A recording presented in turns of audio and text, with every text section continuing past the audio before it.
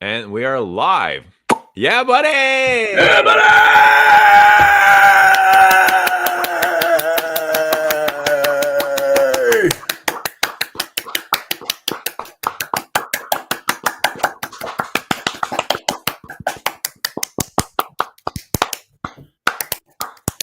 Yeah, buddy! Welcome, everybody, at 3:13 p.m., just outside of Toronto time. Welcome, Rich Mitch. It's good to see you. Welcome. It's good to see you. How you doing? I'm doing very well. Welcome, everybody in the chat. Thank you for joining us. Thank you for waiting on us. Today, Rich and I are coming to you with our top 5. It was going to be top 10, but we thought we just talk so much we don't have the time. We don't have the time because it would turn into a 5-hour stream. So yes. Top 5 dark perfumes from our collection from Rich, Mitch, and I. So if you've got any 5 dark perfumes that you like, let us know what you are wearing in the chat. But Rich, how did you kind of tackle this? What kind of approach are you taking to this list? It's interesting because we literally only said top 5 dark perfumes and then just left it to each other's devices. Just literally just whatever you think is dark. Right. Like just throw it in there, whatever you want. And I went and had a look, and just some things that smell. To me, a lot of it was, I kind of based a lot of it around smoke, because I kind of feel like smoke is black. Like whenever you get smoke on something, you always get black, like charred, that kind of thing. But then I thought of like, there's some other stuff which is actually here, which is like actually quite bright as well. And I think having the contrast between the two, you can have a bright, dark perfume, you know, but I don't think you can have a dark, bright perfume, if that makes sense. Okay. Like, I'm not sure it does make sense. I'm not even sure I agree with myself there. I just think it's like, a thing that can like happen, you know? Yeah. Like, so interesting. I kind of took the same approach. You said smoke, and I definitely agree. I went with some smoky things, but I think I'm adding like, you know, some tar and a lot of patchouli to these as well. As that's what I'm noticing. Yeah. Smoke, tar, and patchouli is kind of the common denominator between my choices. But I've got so many. I've got more than 5 here, you know, and Rich and I were kind of talking before. And we held up like some things that we were going to show, and we definitely picked up some similar things. We both picked up. There was 2 things that we both had similar in our list. So yes. I'm going to keep that out of my list, and I'll add something different. But I've got so many here. Actually, I haven't even picked mine yet, but I'm sure as we go, I'm going to kind of. It will evolve and change. It will evolve, yeah. And then maybe after our top 5s, I'll show like the rest of the things that I had here. But it's so good to see everybody. A lot of familiar faces and new faces. Welcome, everybody. Hello. Give the stream a lick. Hunker down, and we'll get started. We'll get started. Yes. I hope you guys are all doing well. Okay. Rich, being the guest. Okay. You want me to go first? Yeah, go ahead. I'll let you go. Okay. Hold on. Let me see. Okay, I think I will go with this, an outrageous perfume. And I don't know if I am swayed, or if I am what do they call it when something like changes your opinion for some reason? You know, like biased, or like, but I chose this as my number 5 because I think it's because of the black label, but it does smell quite dark actually when I think of it. And this is Royal Oud. Royal Oud is actually quite a dark perfume. It's very woody, and obviously when you burn wood, you get smoke, right? So this is like pre-smoke kind of potential. Kinetic smoke, you know. It's very peppery, right? And you would think that this would be a with it being a creed, it's got some light and some lift, and it's got some bright aspects as well to it. But it's also got this dry wood kindling kind of vibe to it, you know, like it could just turn to fire straight, like at any moment, like any form of heat, right, any form of ignition, this would just burst into flames, and you would have a roaring fire, and it would consume the entire thing, and there'd be nothing left apart from some ashes on the ground that this ever existed in the first place, you know. Is yours a 120 mil? It is correct. And I agree. I do find this very dark as well. Very foresty. And there's something in it that it comes off very oily to me. Smells like oil, like black tar oil, almost like hash oil. Yeah, it's got this kind of not waste product, but like, do you know slag? Do you know slag from like industrial processes? It's like left at the bottom, and it's like unrefined kind of thing, and it's thick and goopy and things like that. But goopy in a good way, not goopy like in the sweet tonka beanish way that a lot of designers it's thick. Yeah, it's thick and runny, but like black as well at the same time. It's very. It just feels like it's waiting to be ignited by something, you know, like something's like literally about to spark in it, and then you're going to be consumed completely and utterly, and everything about it's going to turn into smoke, and it's going to be thick, and it's going to be rich, and then it's going to be gone. You know, and it goes straight up. Do you know those kind of smokes where it's very heavy smoke and it lies straight in the ground? This isn't like that. This is like just goes like straight up. It burns at a high heat, you know, like it's like a clean burn, but like the smoke just goes like straight up in the air, and that's it. And never anymore shall you hear of it. There will be no evidence that it ever existed before, you know. I'm getting a lot of galbanum from this, and it feels like there's a lot of darkness coming from that, like bitter green galbanum, and that galbanum is also really incense, like frankincense-y resin. Yes, you know, I'll tell you what galbanum else resin, almost like a sap resin. Obviously, there's been a lot of talk about this in French Lover because of the link with Pierre Bourdon, you know. Like with Pierre Bourdon being credited as working on this, these two definitely have overlapping. It's very dark, and like you said, foresty. It's got that kind of evergreen forest, rich, green, dry, piney, sappy, oily kind of thing going on, and it's got angelica, galbanum, that kind of dry green sort of thing. There's a fragrance I have got somewhere that I described as a galbanum plant being struck by lightning, and I cannot remember for the life of us what it was, because it's like scorched galbanum. Not French Lover, because French Lover has that kind of electrical feel to it. It might have been French Lover, but I'm sure there's something else. I cannot for the life of us remember what it was. For the life of us, I cannot remember what it was, you know, which is silly. Right.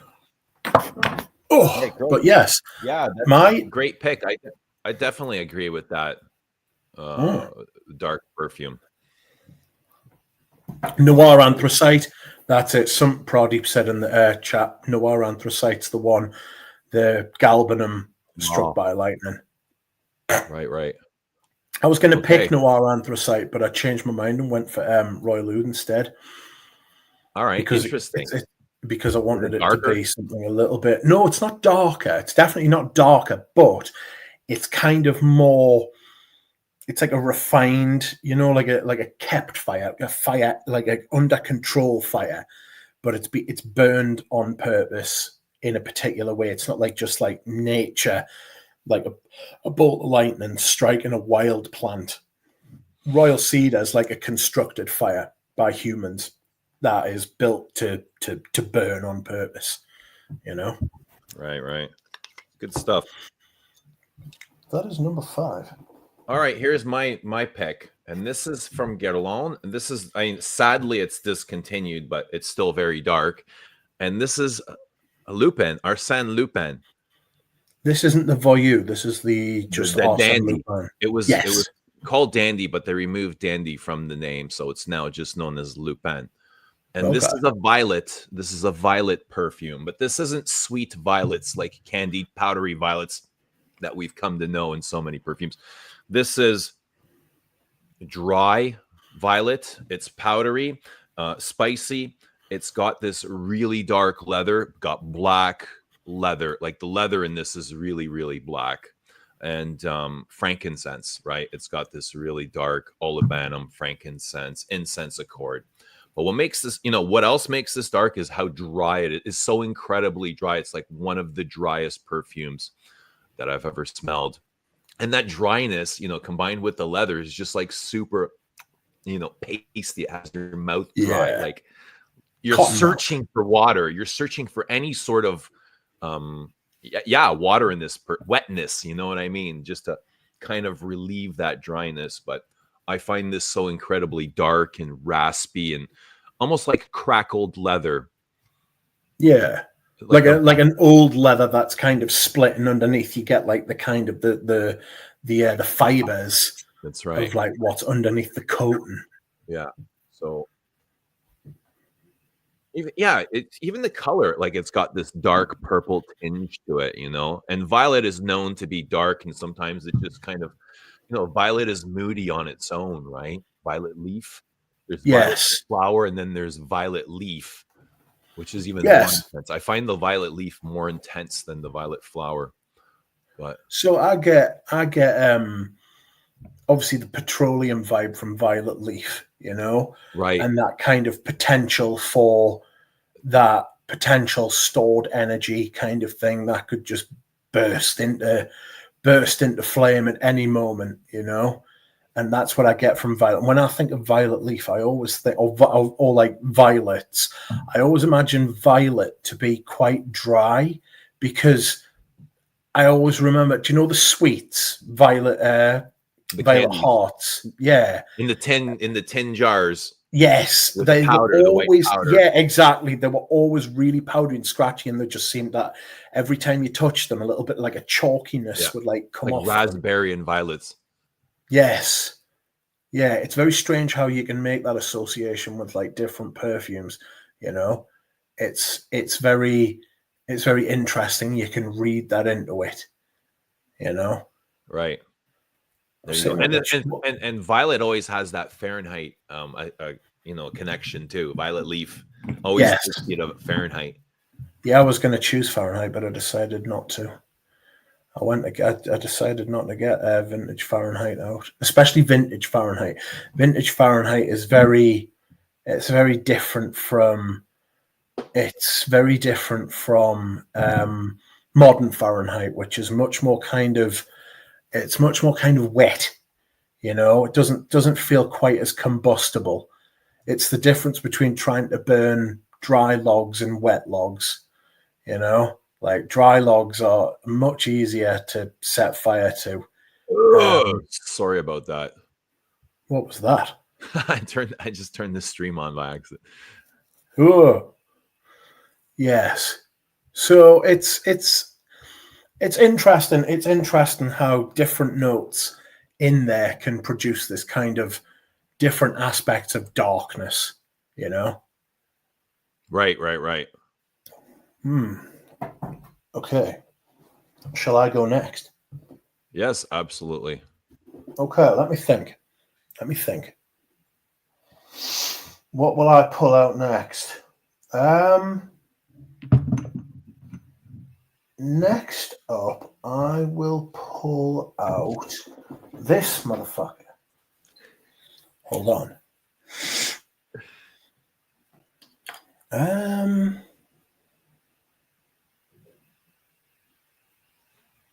No, I'm not going to get that one. I'm going to do this one. And this is Smolto. Smalto Porhom. This is outrageously dark. This is, I have described it as smoke moss. It's a smoke moss perfume. It's got licorice, which is dark. You know, it's got that aniseed licorice kind of thing, which is really dark in and of itself. But it's also got this outrageous Italian leather, like you were talking about with your first pick, with like this dark leather, black leather jacket kind of thing going on. It's so good, but it's aromatic as well. It's got these kind of herbs and spices at the top, which are like rosemary and things like that. Sorry? Tarragon. Yes. Very, very, I mean, the aniseed licorice sort of thing at the top is very prevalent, and it stands out the most because it's strange, frankly. And you obviously, when you smell that, you associate it with like licorice, which is black. You know, licorice is like, you get like black licorice. So I immediately thought of darkness when I smell this, but it's not just a black perfume. It's not just a dark perfume. There's much darker stuff to come on the list, but it's rich, but it's airy. You know, the way that this wears is, there's a lot of lavender there. So you start off with the licorice and the little twang, the richness of that kind of almost savory spice. You know, it's like a savory, spicy. Is it sweet as well? I mean, licorice is very, very complicated as a note. You know, it's very woody. It's like crackling wood. Yeah, but dark, like an already burnt log. Yeah. When it gets that kind of amazing freshness on top, like you were talking about earlier. Something can be dark and fresh. I love this shit so much. I wear this shit all the time. Have you seen the damage I've done to this bottle? That is incredible. I love the incense accord in here. Yes, the incense is really beautiful. The balsam. Yeah, it's very cleverly used as well. You know, it's very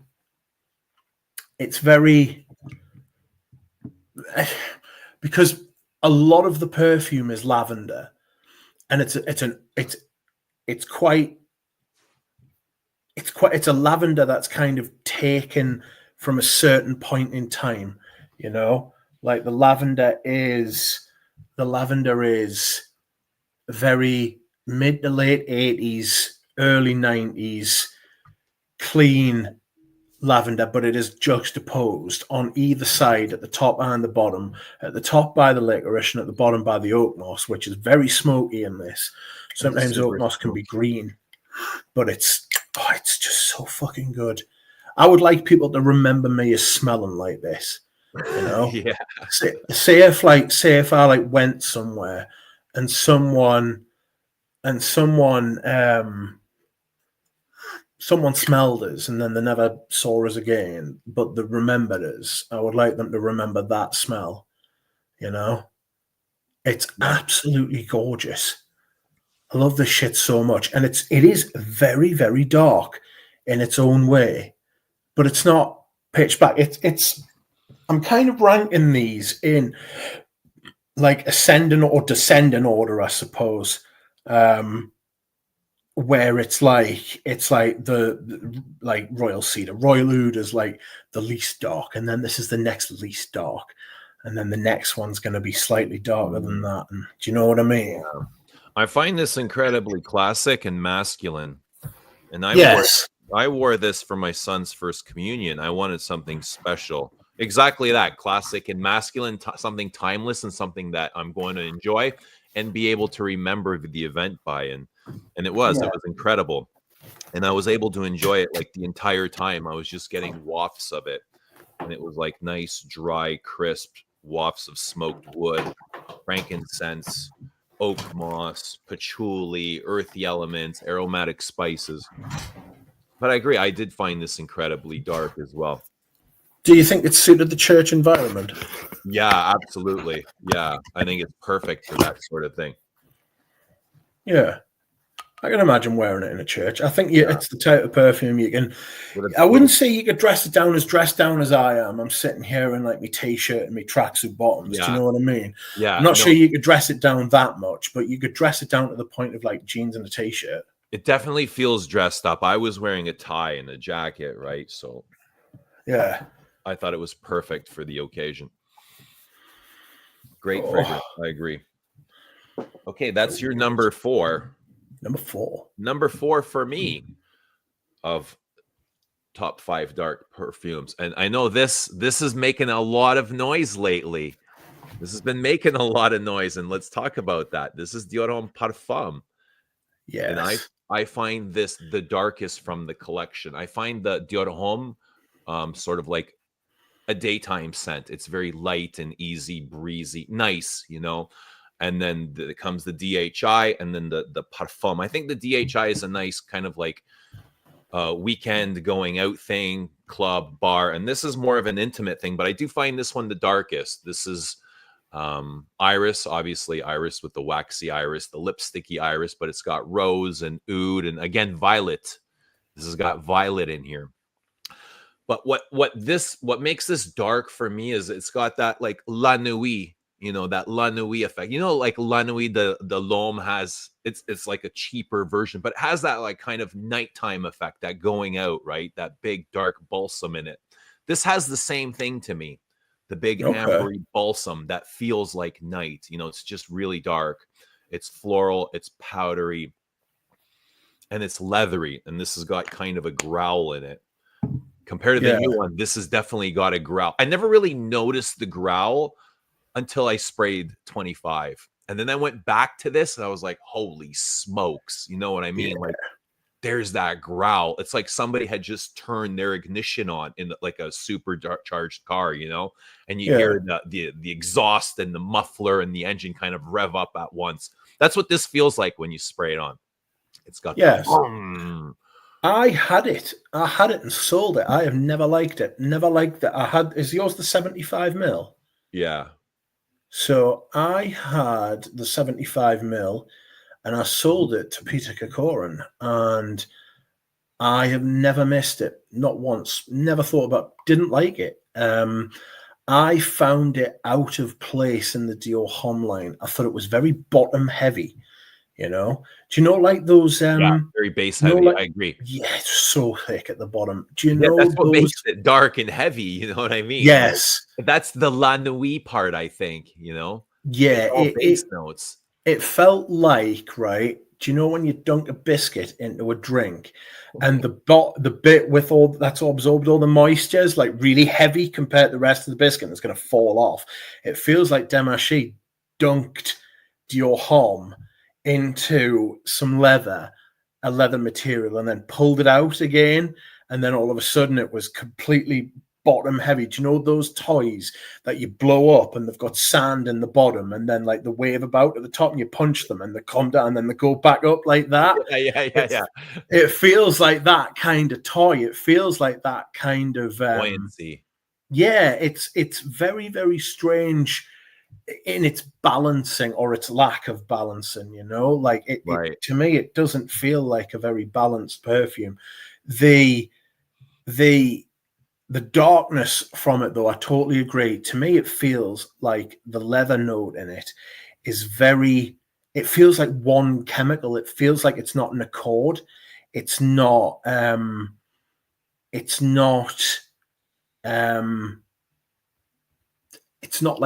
like being put together with like a little bit of this and a little bit of that, and it feels like he's just got one mass of leather and just gone bloop, and it's gone straight to the sunk through the rest of the perfume and landed at the bottom, and it gives it this really weighty, heavy, thick, rich kind of goopy darkness, you know? Very heavy, very base heavy, like you said. Yeah, it is. Yeah. Give us a second. I'm just going to have to refill my drink. Hold on. Fuck. Huge amber. It's mostly amber. Do you get amber from it? Yeah, I get a lot of amber. And this is where I get the kind of like that coffee effect. I get a lot of coffee from some of these DHIs. I'm not sure if I'm the only one because I don't really hear coffee associated with this, but Oh. I get a lot of like dark coffee. Not milky, but So there's a coffee fragrance I didn't put in here, but I could have, but I chose something else that's not coffee, but it has the same kind of effect. What do you think of the DHP scandal? I think it's hilarious. I'm not exactly sure what's going on. This might take a little while to unfold, but if this keeps up, I don't think FK is going to be at Dior very long.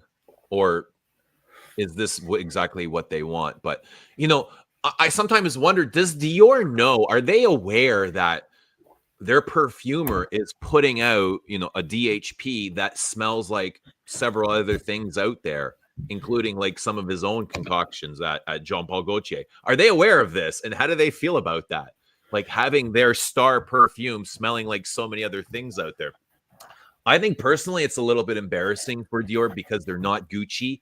They're not YSL. They're not Dolce & Gabbana. They're Dior, you know, they're Christian Dior.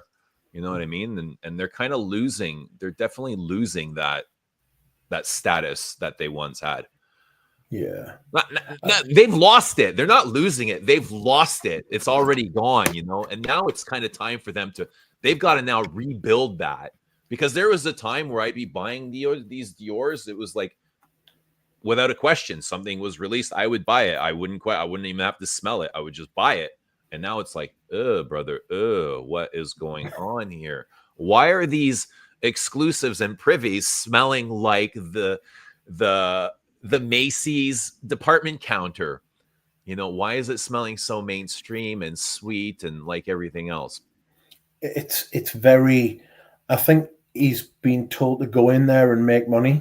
I think he's been told to go in there and make perfumes that smell like Baccarat Rouge and make perfumes that they think are going to produce sales. I don't know if you saw that clip I sent you. Pradeep made it, and I sent it on to a few people where Kirkjohn was talking to someone about what his role is at Dior. Kirkjohn is actually not the perfumer or not the main perfumer. He described his role as being a creative director. And what he does is, right, he writes the first outline of the perfume and he talks to the people above him and they decide whether they like it or not. And then he goes and he gives it to a woman who has been working with him for the best part of 15 years, right? And she's called Maya. That's like right. lab assistants. Yeah, basically, she is the one actually making the perfumes. And then when she's done, she gives it back to him. He might tweak it a little bit. He might leave it as it is, but she does most of the perfuming. And then he takes it back and says, there's the perfume. That's what we're going to put out. So all of these things they have done over the past 3 years now, 2.5, 3 years since he went there is her work. And she is not making great stuff, if I'm being honest. And we know what Francis's DNA is, his zeitgeist, his like. We know what his perfumes smell like, you know. Like bubblegum and cotton candy lately. We know what he's capable of. Yep, exactly. We know what he's capable of. That's what makes it worse, you know. To me, that's what makes it worse, because we know he can be brilliant. Oh, noir, absolute pour le soir. But if you want that brilliancy, you know, you've got to pay for it in the form of the Dior Esprits, right? Oh, they're so fucking bad. They're I actually so think they're pretty fucking good. bad. I Oh think fucking hell, I no, they're think they're better terrible. than what they've got on their exclusive market. I Yeah, think but they're the better thing than is, the private. that just shows where the exclusive market's gone, though. The exclusives, the privés, whatever you want to call them, their higher end line has just turned to fucking bubbling shite. But dog It's shit, like dog it's food. so bad.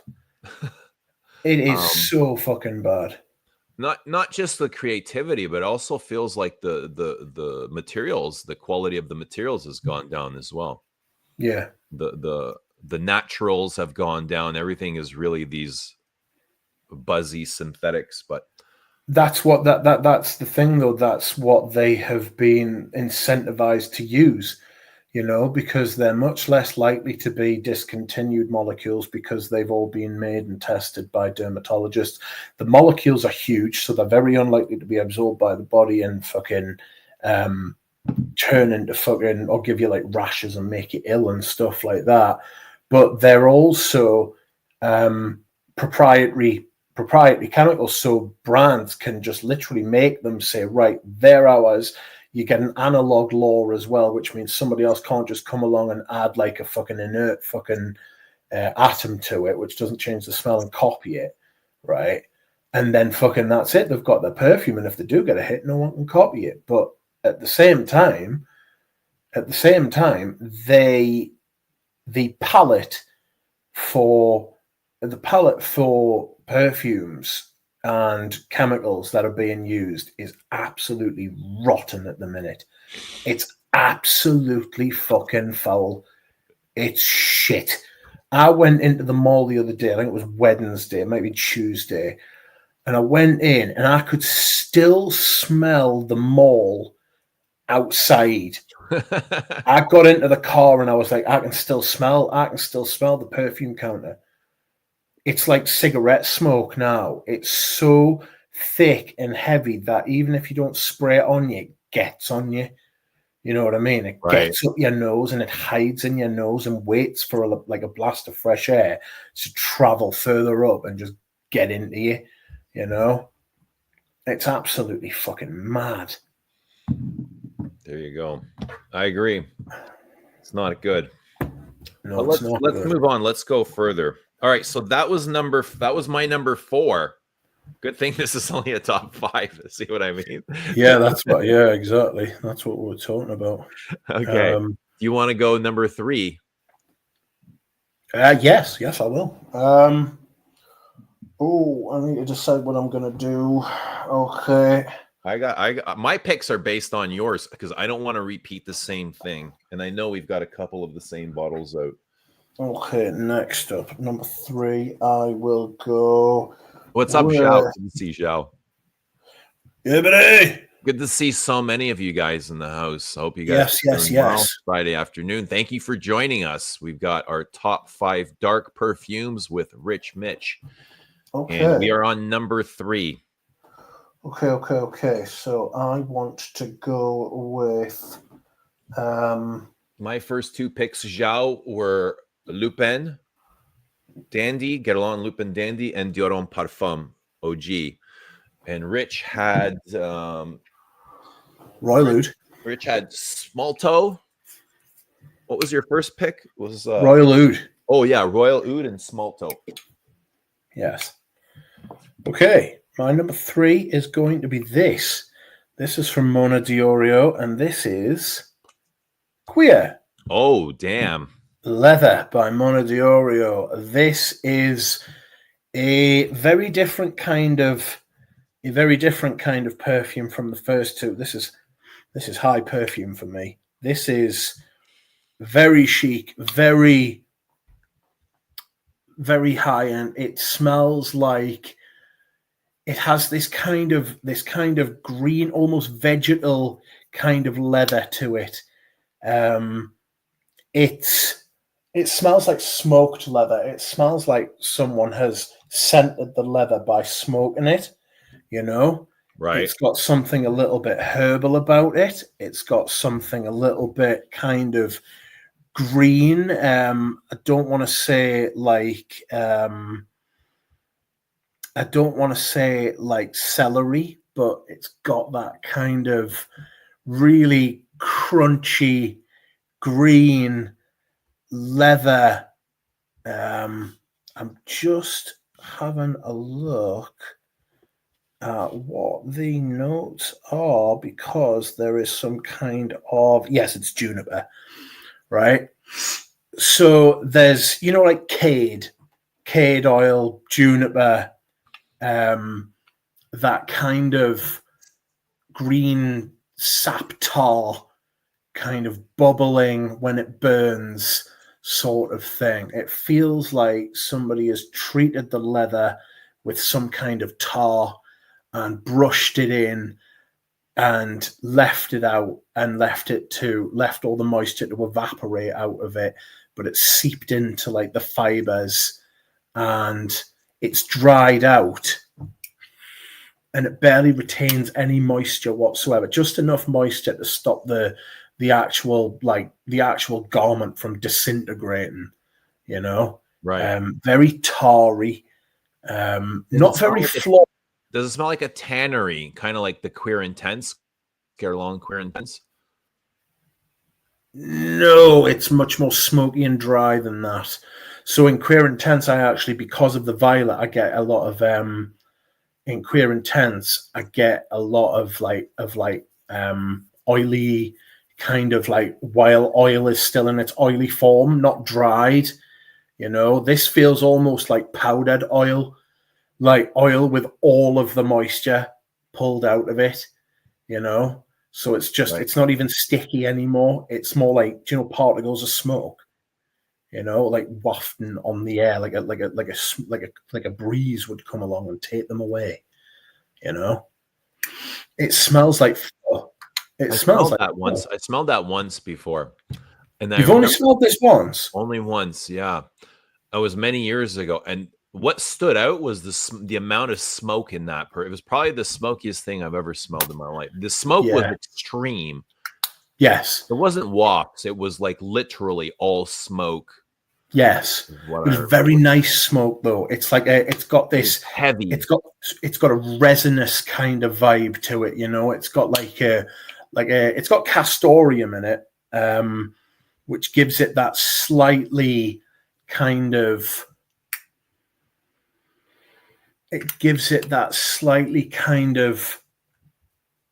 stretchy, you know, like castoreum's got like a kind of almost like a rubberiness about it.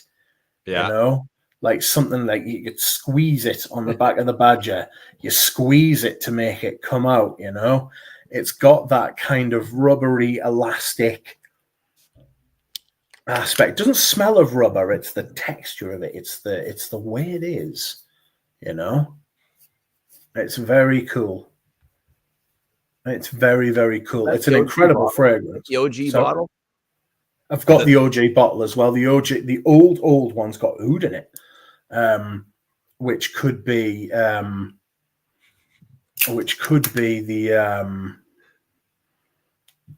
which could be given that kind of slight rubbery wetness in that one, but this one's more castoreum-y, you know. I've got the bottle. It would just be very, very, very difficult for us to get it out because of the way I've got me set up at the minute. Yeah, it's okay. You know? Yeah. But I love this one. I've got 2 bottles of this, and I've actually got 2 bottles of the vintage as well. You wear it a lot? Yes, I do. I used to wear it a lot more, but like they've shuttered the brand. They've killed the brand. They've got rid of it. The brand, yeah. Hey, what the fuck? Unfortunately, did nobody want to carry it on, or? If I had the money, I'd have carried it on. Fucking Christ! I don't wonder if understand. they even offered it for sale. Somebody should come along. Somebody will come along. I'm sure they've done it with other brands and stuff like that. You know what I mean? Maybe somebody will come along at some point.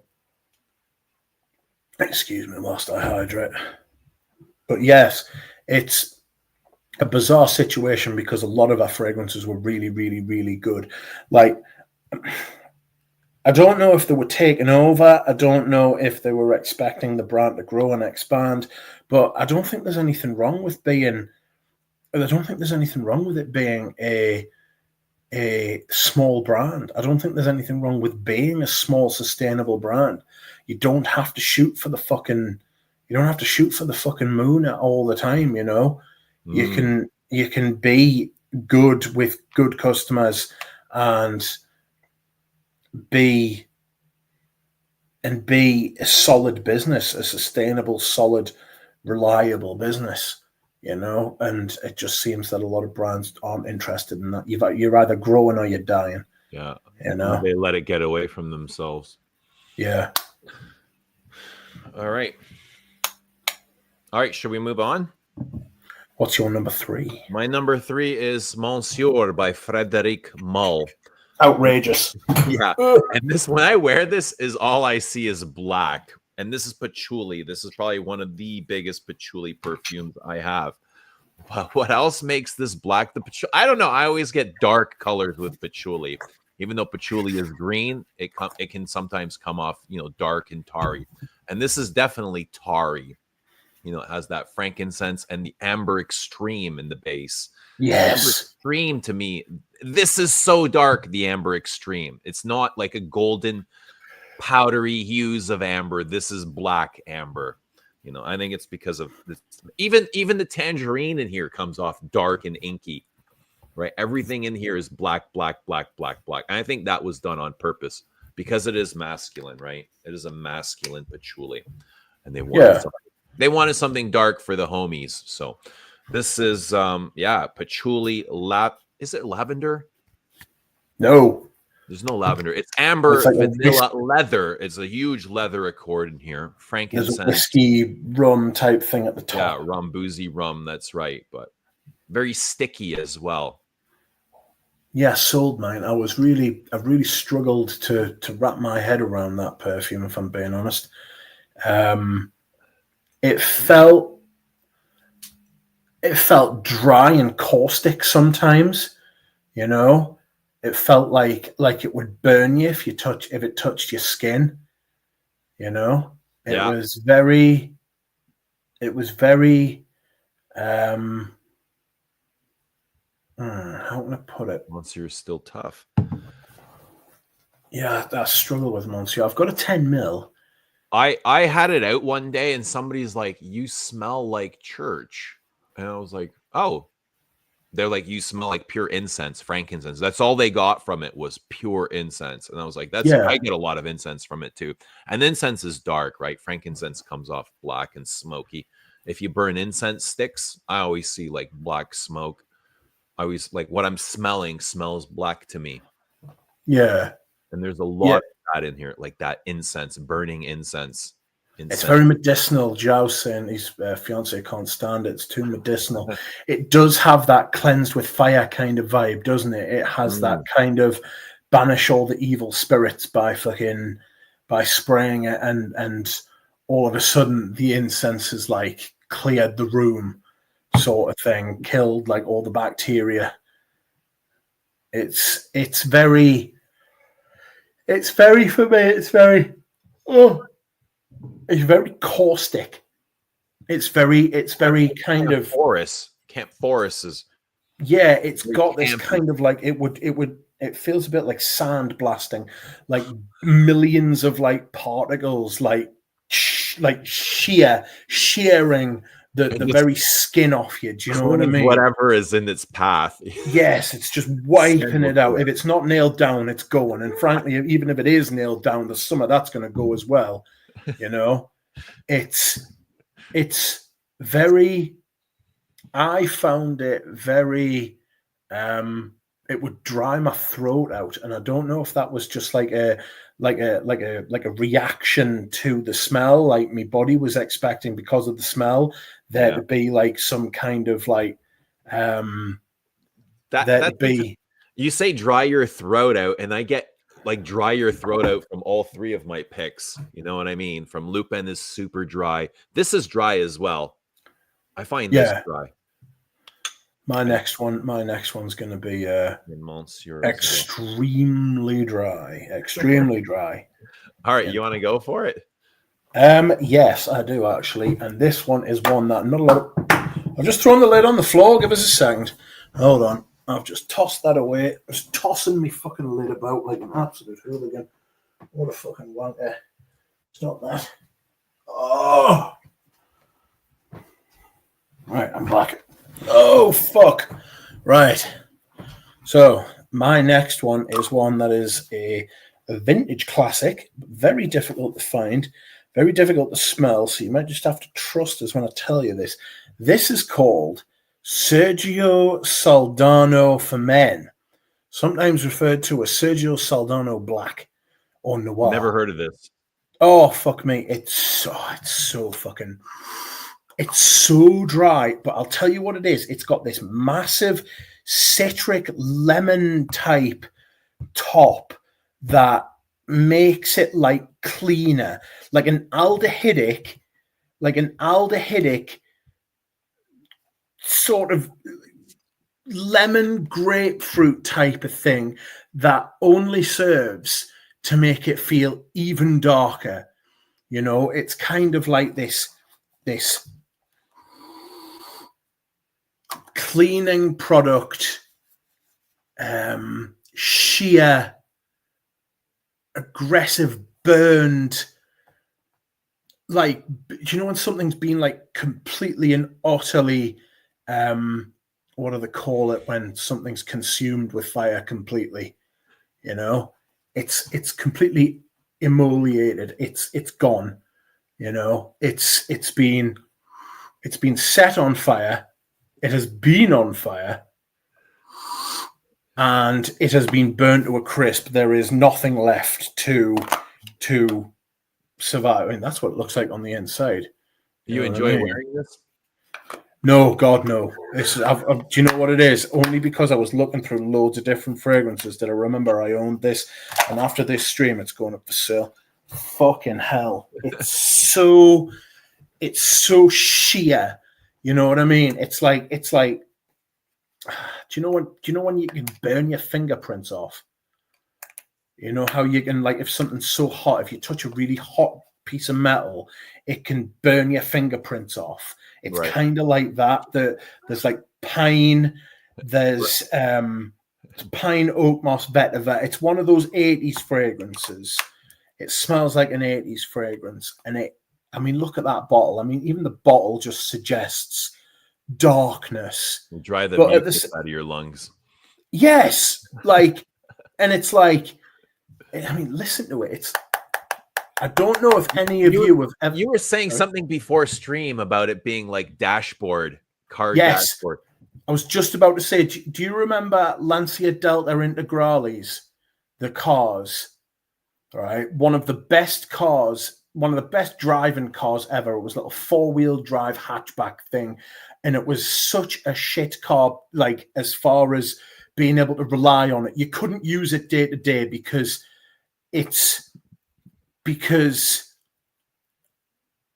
couldn't use it day to day because you couldn't fucking trust it to start work when you did. But if you pampered it and you got it ready and you took it out on a rally course or you took it on a driving track, it would thrash anything. It was brilliant. But the dashboards were made of the fucking shittest, cheapest, worst fucking plastic in the entire world. It was 80s plastic. There's only one way to know, right? There was only one way that you could describe this bottle, and it's just shit plastic. It's absolutely it kind of reminds me of, is it Trussardi Uomo comes in plastic like that? Yes, that's something else I was going to say as well. This smells a bit like that. It's got that dark pine leather thing going on the base, pine leather oak moss kind of thing. Yeah, the sagey thing.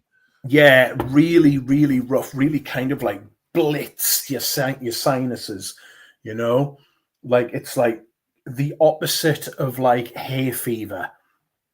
Imagine like the cure to hay fever. This would just completely unbung you up straight away.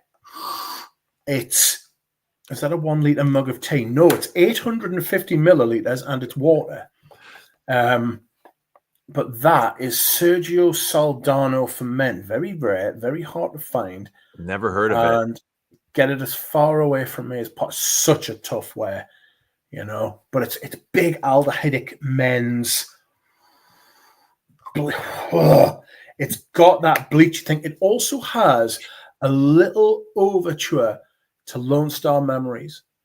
So Lone Star Memories has got that kind of medicinal fire smoke kind of thing, that burning leather wearing, soot on your hands kind of thing. Just a little bit, you know. It's so strange and unusual. I mean, it's good, but I can't imagine smelling of it, you know. Like it's like number 5 by Chanel. It doesn't smell anything like it, but I like the smell of it, but not on me. I couldn't smell like that ever. Ruckus, Sorry. Ruckus Tread is asking, is it in the Beaufort vein of smoky scents? Kind of, yeah. Kind of, yeah. Weird. Okay. I've not tried it, but it sounds it's very, very, very like my eyes are stinging a little bit from it's got this really weird aldehydic grapefruit at the top, like really like almost like a really sour, overly sour, almost like do you know when they make flavorings for things, right? And then they can smell more like the thing they're trying to impersonate than the thing itself. So if you get like a raspberry flavored, I don't know, juice, right? If you get it in concentrate and you get any of that on your tongue, it smells too much like red to the point where you're like, you know, it does that. It makes your face do that. It's got that kind of vibe to it. Like, it's outrageous. Outrageous. It sounds outrageous. It is outrageous. Outrageous. All right. I'm going to write that down. Give me the name of that one more time. Sergio Saldano for men. Black. Sometimes it's called Black on the War. I will send you the link. Sergio Saldano Black. Oh my God. People just buying perfumes late on Friday night. That's 2 perfumes I've sold while we've been on stream. Good stuff. Fucking mental. Haven't sold anything all week. Friday night comes, people start buying perfumes. People got paid. Or either they got paid, or they got laid, or they got fucking, or they got kicked out, or neither. Sorry, or both. They got paid and laid, or both, or neither. Maybe they paid to get laid, and then got kicked out. You know, don't pay for strange, kids. Don't pay for strange. One way or another. Yes.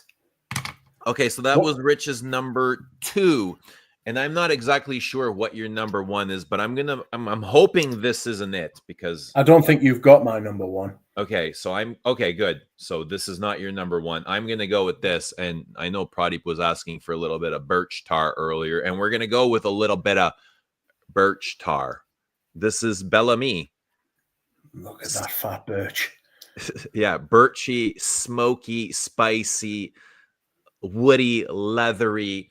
I mean, the first time I smelled this, I was like blown away. I was like, whoa.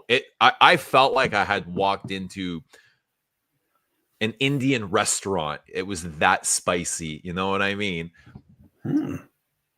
That's interesting. You get spice. I get so much smoke and spice, and then I get the woody notes and the florals kind of come out underneath, and the leather as well. But yeah, the smoke, the same way you were saying earlier about smoke. I get tons and tons of smoke from this, like camp forest, you know, being out by a campfire in your blue jeans with kind of a saddle leather. You know, there's some florals, jasmine, carnation in here, like those world class florals, but lots of dry, smoky spices.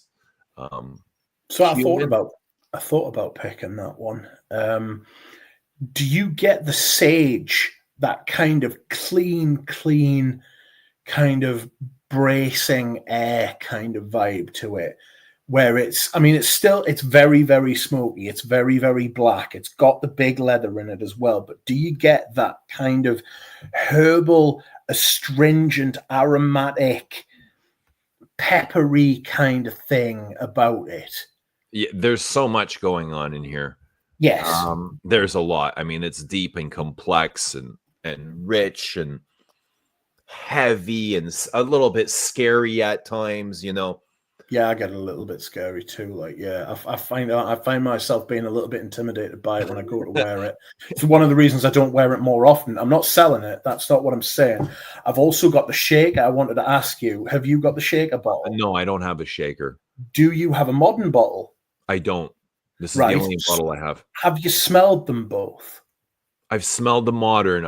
I don't think I've smelled the shaker. Okay, so why don't you have a modern bottle? Because you really don't care about like formulations and stuff like that. How come you ended up with that one and not the modern one? I got lucky. I walked right into this. I saw it on the shelf and I bought it instantly. I walked into a discount perfume shop. Was it Samir? No, it was another one down the road from Samir. And it was just sitting there. And I was like, I'll take it. I've never even smelled it. And I was this many years ago. Christo and I did an unboxing video of this way back in the park, probably 10 years ago. Fuck. In the park. Yeah. I remember it well. Yeah. I can't remember. We did a double unboxing. He had purchased something. Was that when the fisherman asked you to come over and take pictures? No. It wasn't, but it was a double unboxing. We both found like 2 gems in the same shop. And yeah, I don't remember what he bought. I would have to go back. But it does look a little like a Hermescence bottle. Yes, it does. It's the basis of the Hermescence bottle, isn't it? It's got something a little bit different. It's the same with Herisse. Herisse is the same bottle as well. But it's an absolute fucking stalwart perfume. My Herisse is a little bit smaller. Yeah, it's got different shoulders, isn't it? Yeah. It's got a similar silhouette, but there's different finishing on it. The same, just the size is a bit different. To me, it's got a birch note in it. It's got a birch note in it, but like a birch tree. It smells like, right? See, they're much more similar than the Herisse one is. These are almost identical. It is the basis of the Hermes Essence bottle. But this is, that's a really beautiful color.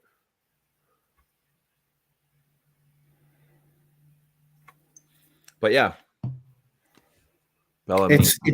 To me, I get that. Imagine like taking the bark off a birch tree and then strangling the tar out of the like the sappy wood.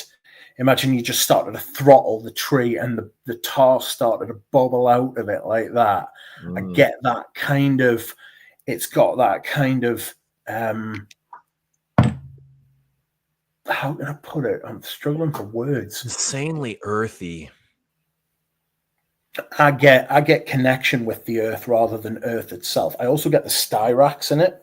So like that kind of weird kind of excuse me, that weird kind of resin. It's like a dry resin, Dry. There's a lot of dry wood, like crackling wood, camphorous wood. It's definitely like being out by a campfire. Very smoky. Yeah, it smells like it. To me, I get birch. I get birch fire. Like you've gone into a birch forest as well, right? Sorry, you get horse from it. Horse saddle. Let us think. Do I get horse saddle from? No, I don't. I get something really woody from it, and I get a really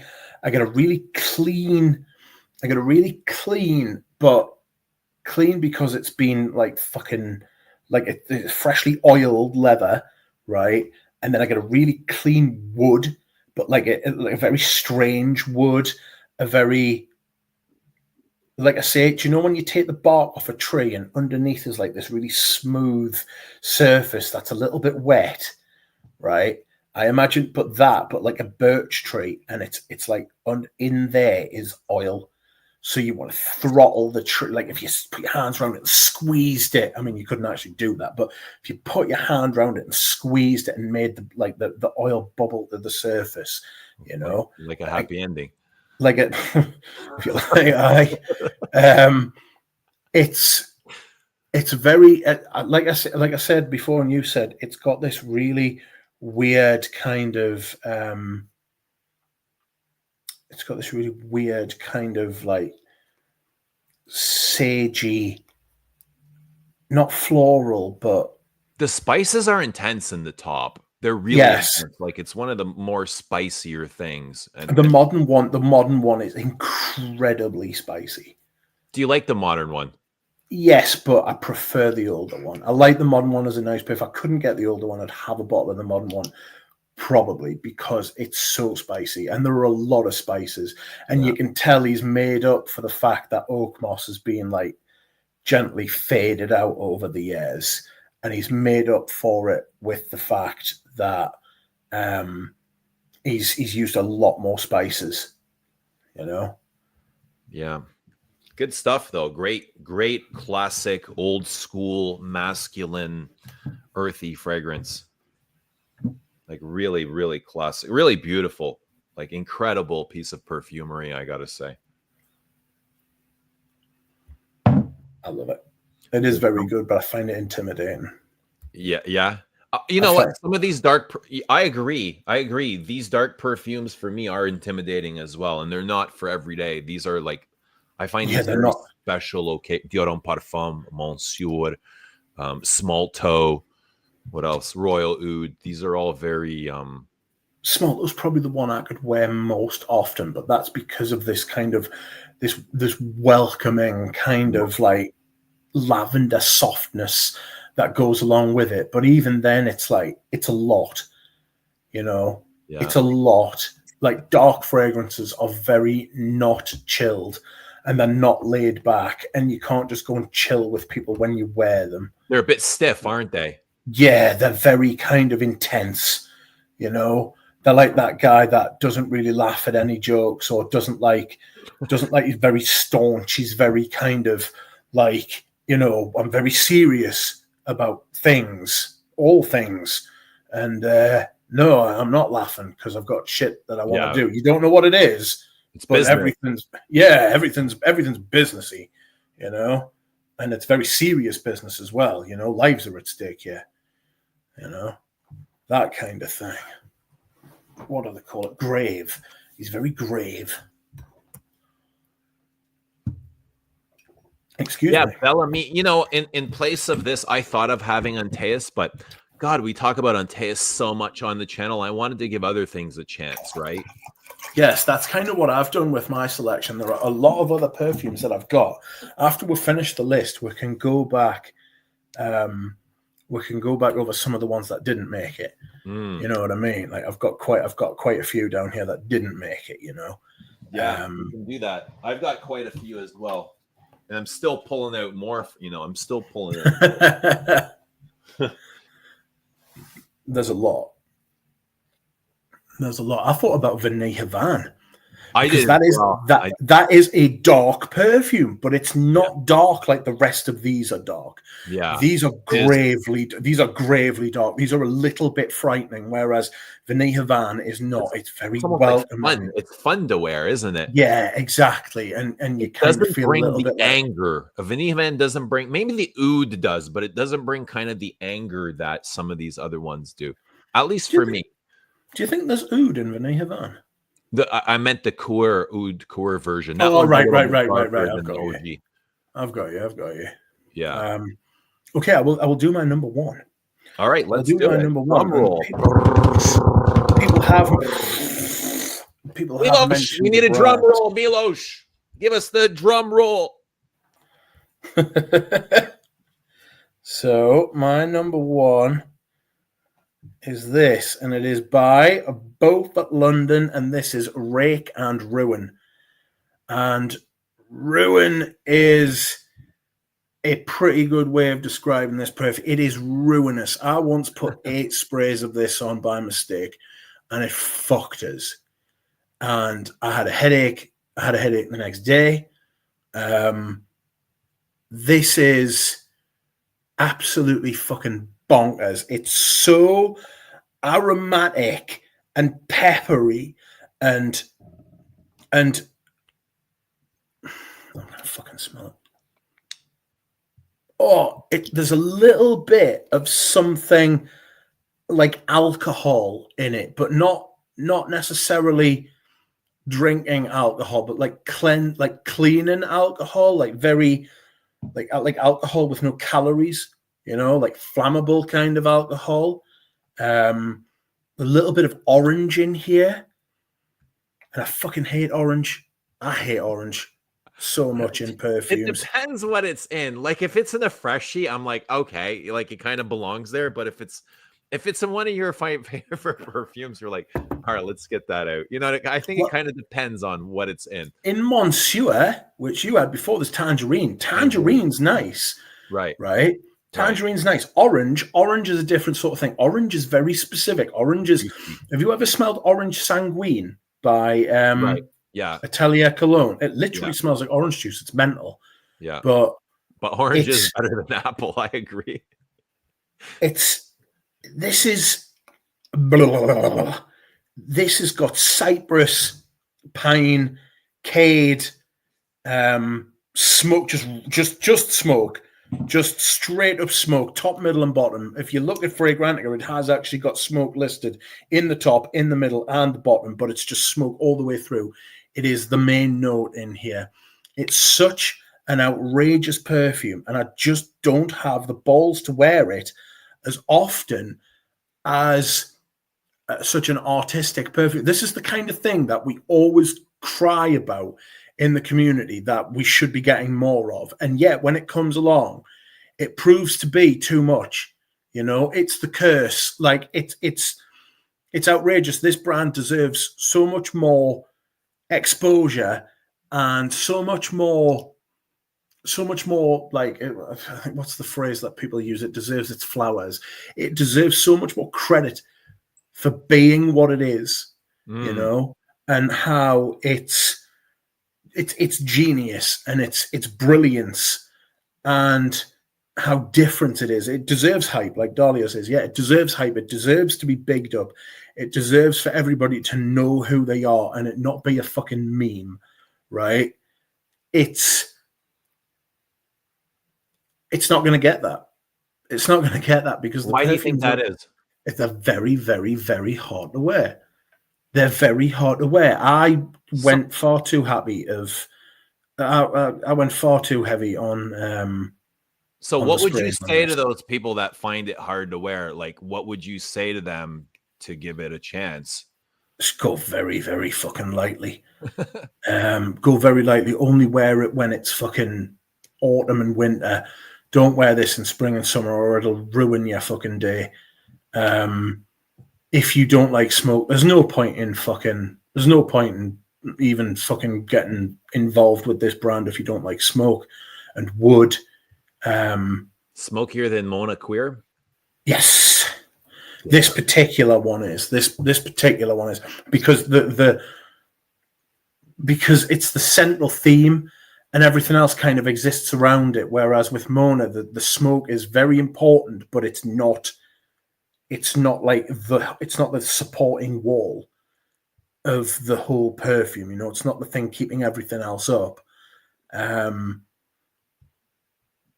But it's very sheer as well because it's very complex. It's very, very, very, very well made.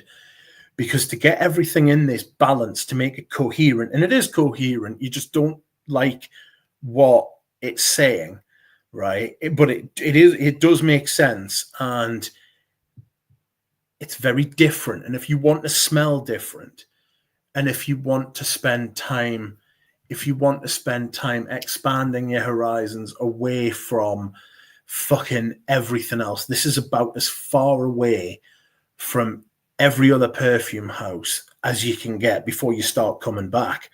Do you know what I mean? Like, this is literally like 180 degrees from what is popular in the fragrance community and the fragrance world, in fragrance in general. No one else is making shit like this, maybe with the exception of Comme des Garçons, maybe. Well, that's probably why it's such a hard sell. It's so different than everything else. It is. It's very avant-garde. It's very chic. It's very kind of, I imagine there are some real fashionistas who would fucking love this shit, I imagine there are some Does people. it smell synthetic? Is it natural? No, it doesn't smell synthetic at all. It's made up of a fucking million synthetics, and yet it doesn't smell synthetic. This smells like something that you could bump across into. See if this smells like a place, you know. It In real smells like life? it smells like a situation that would occur in real life. Mm. Whereas all of these fucking neon pink fucking stupid fucking perfumes smelling like fucking Bubble gum and cotton candy and Windex. absolute fucking hideous fucking things, right? High fructose corn syrup. This smells like, yeah, exactly. It smells like fucking like raging diabetes that has like no control whatsoever. This smells like an unwelcoming, slightly very intimidating horizon. You know, something that is coming, or something that has happened, right? And it wasn't necessarily pleasant, and it was something that's slightly alien to you. You know, I imagine somebody going, because the whole shtick of the brand is like the British like East India Company sort of thing, sending like products around the world and stuff like that, like boats and spices and trade and all that sort of thing. This smells like somebody going down to the docks has just been chain ganged into fucking becoming a fucking sailor for the first time, right? And they're about to set off to fucking India or somewhere like the other side of the world, which they can't even comprehend. And this is what the port smells like. It's got alcohol from other parts of the world. It's got spices from other parts. It's got produce, very dry as well. You know, like a dry gin type of thing. Any sweetness? Fucking not a lot. There's no caramel. Maybe some from the wood.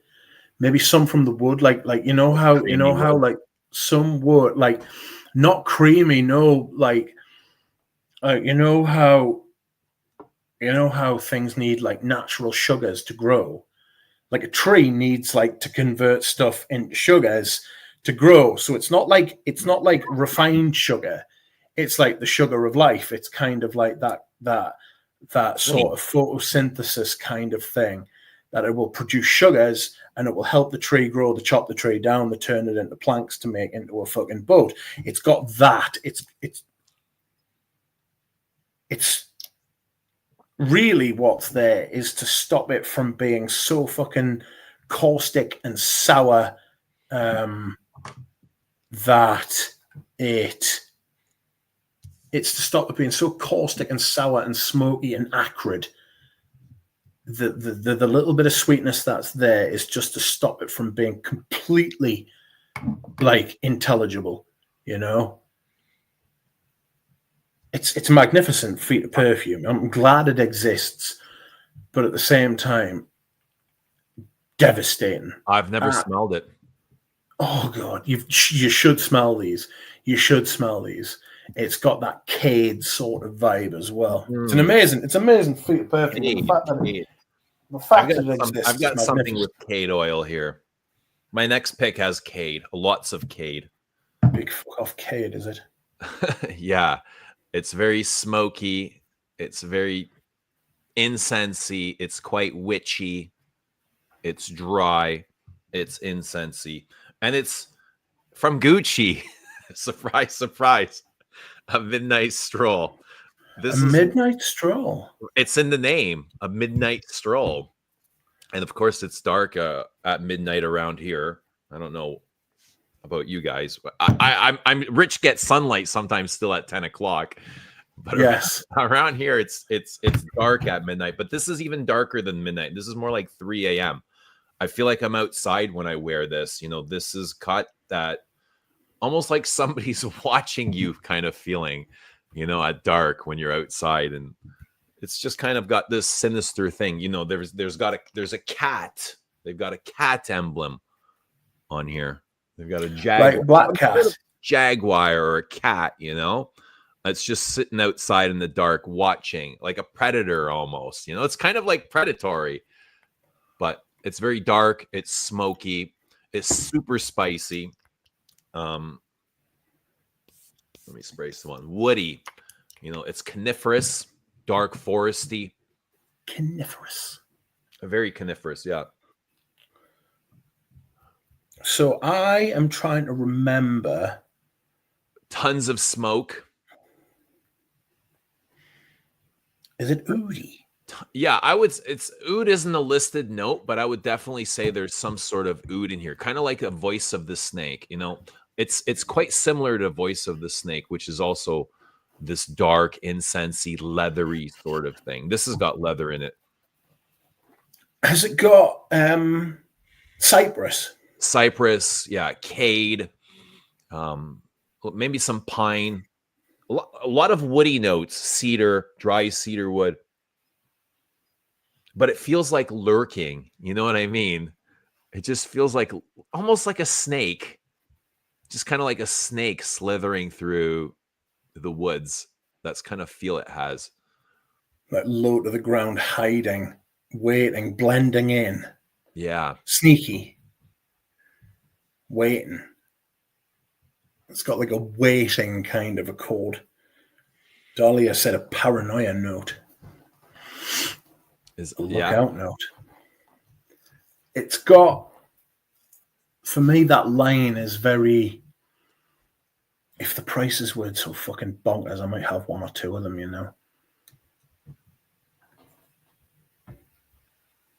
Oh. It's dark and ashy. There's a lot of ash in here. There's one or two perfumes that have got ash in that I didn't choose. It's a lot like a Voice of the Snake, but I do prefer this one. Voice of the Snake is also really, really dark. Got the same color bottle. Yeah, the exact same. The bottles are great. I love the aesthetic of the bottles. Let me put a little bit of this on. I'm definitely going to have to take a shower after this.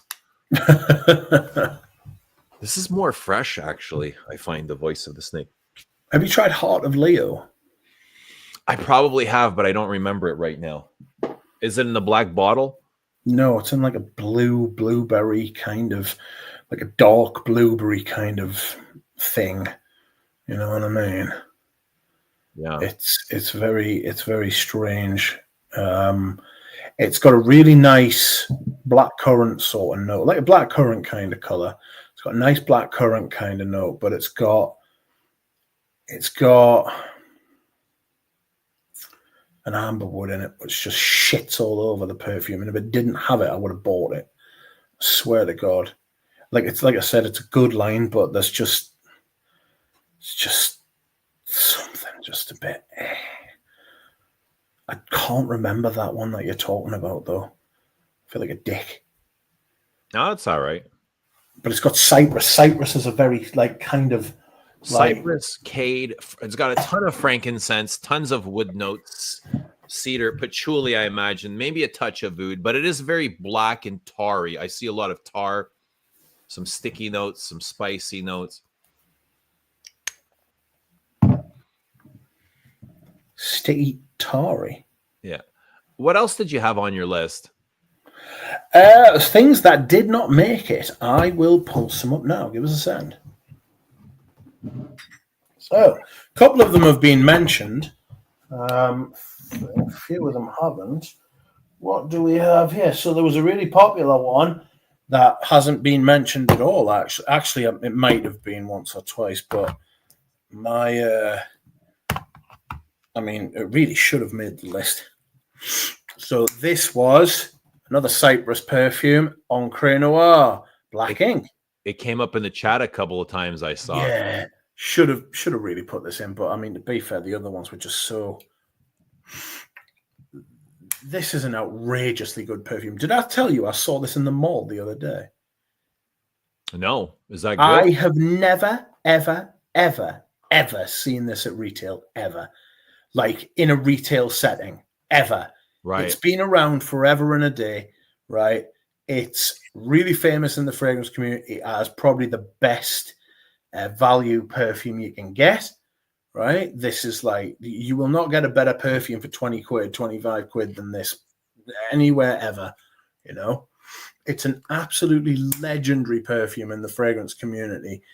And I have never seen it available at retail at all, right? But at retail, it goes for like 125 quid. The first time I've seen it was at retail at Holt's. Really? And then I went years and years and years without seeing it. And then I would see it pop up at like discount shops, like locally. Yeah. But yeah. I think I've only smelled it once or twice. Oh, it's so fucking good. Massive dose of, it's a massive cypress kind of, I'll tell you what it reminds me of. It reminds me of one of the, it smells like Incense Kyoto by Comme des Garçons. It's got a lot of Isoe Super. It's got a lot of cypress. It's got vetiver. It's very dark. It is like very dark, but it's also fresh. Mm. You know, it's also fresh. And the thing is, for fucking 20 quid, a massive ton of Isoe Super and some cypress and some vetiver is absolutely brilliant. And I fucking love it, you know. But when it's 125 quid, fuck off. That's scandalous. Like, there's no way people should be paying retail for this perfume. But what I liked about it was it was in Harrods, and it was it was this and Alex Strem, the flanker, and this was actually above the Xerjoffs. And I was like, get in. It's exactly where it deserves to be. Fucking spot on. Fucking love it. I also had, oh shit, one that people might have been surprised that we didn't pull out, either of us. Another Gucci Guilty Absolute. This is a top. Yeah, I saw that in the comments quite a bit.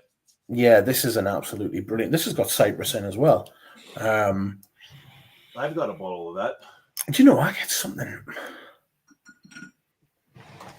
Gasoline, petrol and gasoline and leather is what I get this TCP. I don't know that you have TCP over there.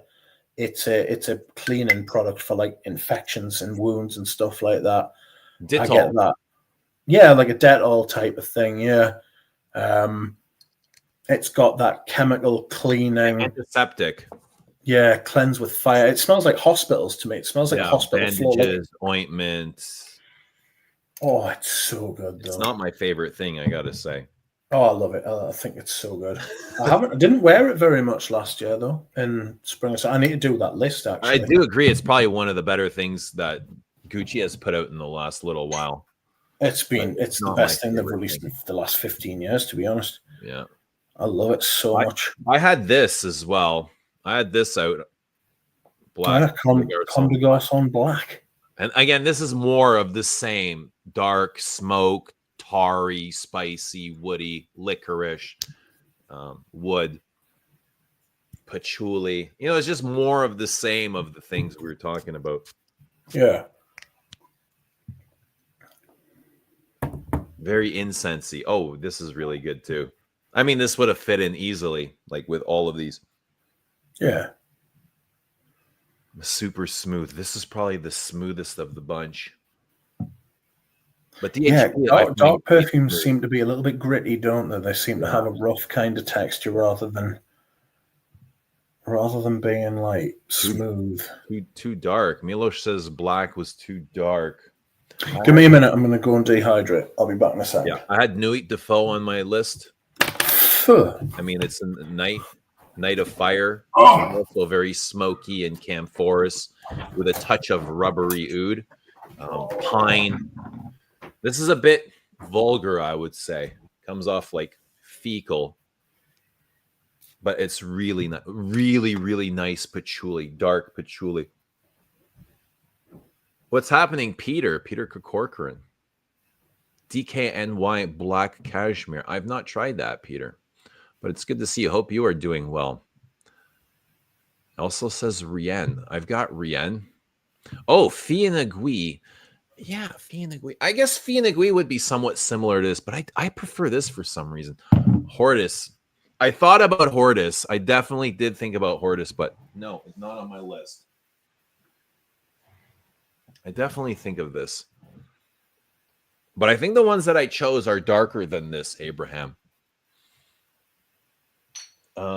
Things that, what else I had? I had Tuscan leather. I think Rich also had Tuscan leather. But this is super ashy and animalic. Kind of smells like an ashtray. Leather car, sports interior leather with ashtray. Was that pure oud? No, I don't have pure oud. Lelion. No, that was our 5. We did our 5. That's it. The rest of these is runner-ups. Lelion is not on my list. It could have been. It definitely could have been. But I chose to leave it out because it's something that we talk about all the time. But it can definitely be on the list. Black Orchid is also... I thought of Black Orchid as well. I went through all my... Oh, I also thought of Serge Lutens.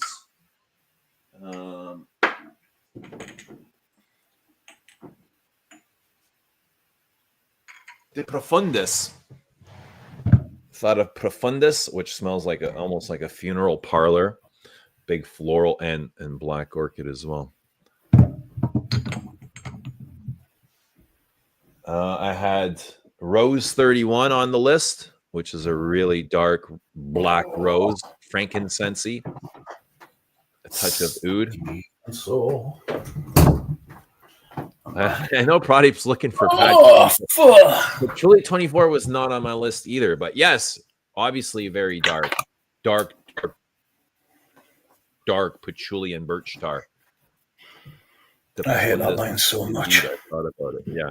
The thing is, why I didn't have the Profundis on there is I don't wear it a whole lot, and I'm not as familiar with the Profundis as I am with the others. But I do definitely find this dark. You should try Dior Homme, says Pat Lester. Yeah, it's nice. I had Noir. Oh, you also had Tuscan leather on your list, I believe you said earlier before the stream started. I've got Tuscan leather here, but I'm not using it, you know what I mean? I had Noir piece kind of on the side here. You find this dark? Noir piece, yes. I thought about pulling that out as well, but what kept you? What held out? I fucking hate it so much. You do? God, I can't stand it. I hate clove so badly. I hate when clove is the main player in a fragrance. I hated Serge Noir. I did not know you hated clove. I've got I've actually got a vintage bottle of Noir piece, would you believe? I've got here it is. Oh no, that's very, very extraordinary. Where is it? It's over here. It's around. Right, all right. It's right at the fucking back. Being a dick. But I will get it out because I want to show you it. Right. So I've got this. There. Spicy chai latte. I had tea for 2. L'artisan's chai. There is my Noir piece. Right. Yeah. Show us the back of your bottle. Okay. So yeah, they're both the same, aren't they? Show us the cap. That's not a vintage bottle. No, it's not a matte cap bottle, but it is a vintage bottle, and I'll tell you how I know. Because it's pre-Estee Lauder. It is after the matte. It's after the matte cap, but it's before the Estee Lauder takeover. Were the everything after the matte caps reformulated? Pass. Don't know, but this is this has got an 8-digit batch code on it, which is what's the percentage of volume on the back? I've got 80%. Oh, I've got 80 as well. So this is probably the same formula as you've got. 21 Rue de Monthabot. Is that what yours says? So, Matt, what's your batch code? Where the hell do I find the Frederick? It's on the bottom of the bottle. It starts with a 3, but it's 320063. Okay, so you've got a vintage bottle as well. You've got an older bottle like me. My bottle is from before 2015. Mine actually says tester, not for sale. Outrageous. I wonder where I got this. I don't remember. That's an older bottle. And you know testers, if you get a tester, chances are you've got an old bottle. I still see vintage Fahrenheit testers out on department stores. Mental. They won't sell you the tester, but when you're testing Fahrenheit, you are testing the vintage in some places. It's crazy why they still have vintage testers of Fahrenheit. So can you see the difference between the script on those two caps? Yeah, one's thicker. Yes, that's right. So if I put that up, right, one is thicker. This one is the Noir piece. That is because it is older. This one is Vetiver Extraordinaire. That is a newer bottle. It's got a 3-digit batch code. Okay. And the older bottles have got 8-digit batch codes, which is what you've got. Oh shit. There we go.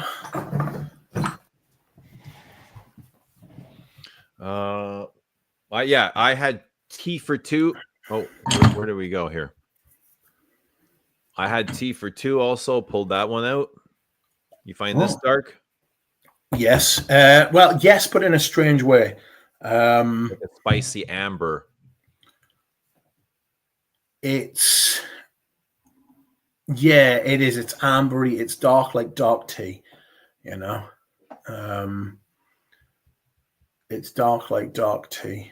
I've got I pulled this out. This is Laus by Filippo Sorcinelli. Have you tried any from these? No.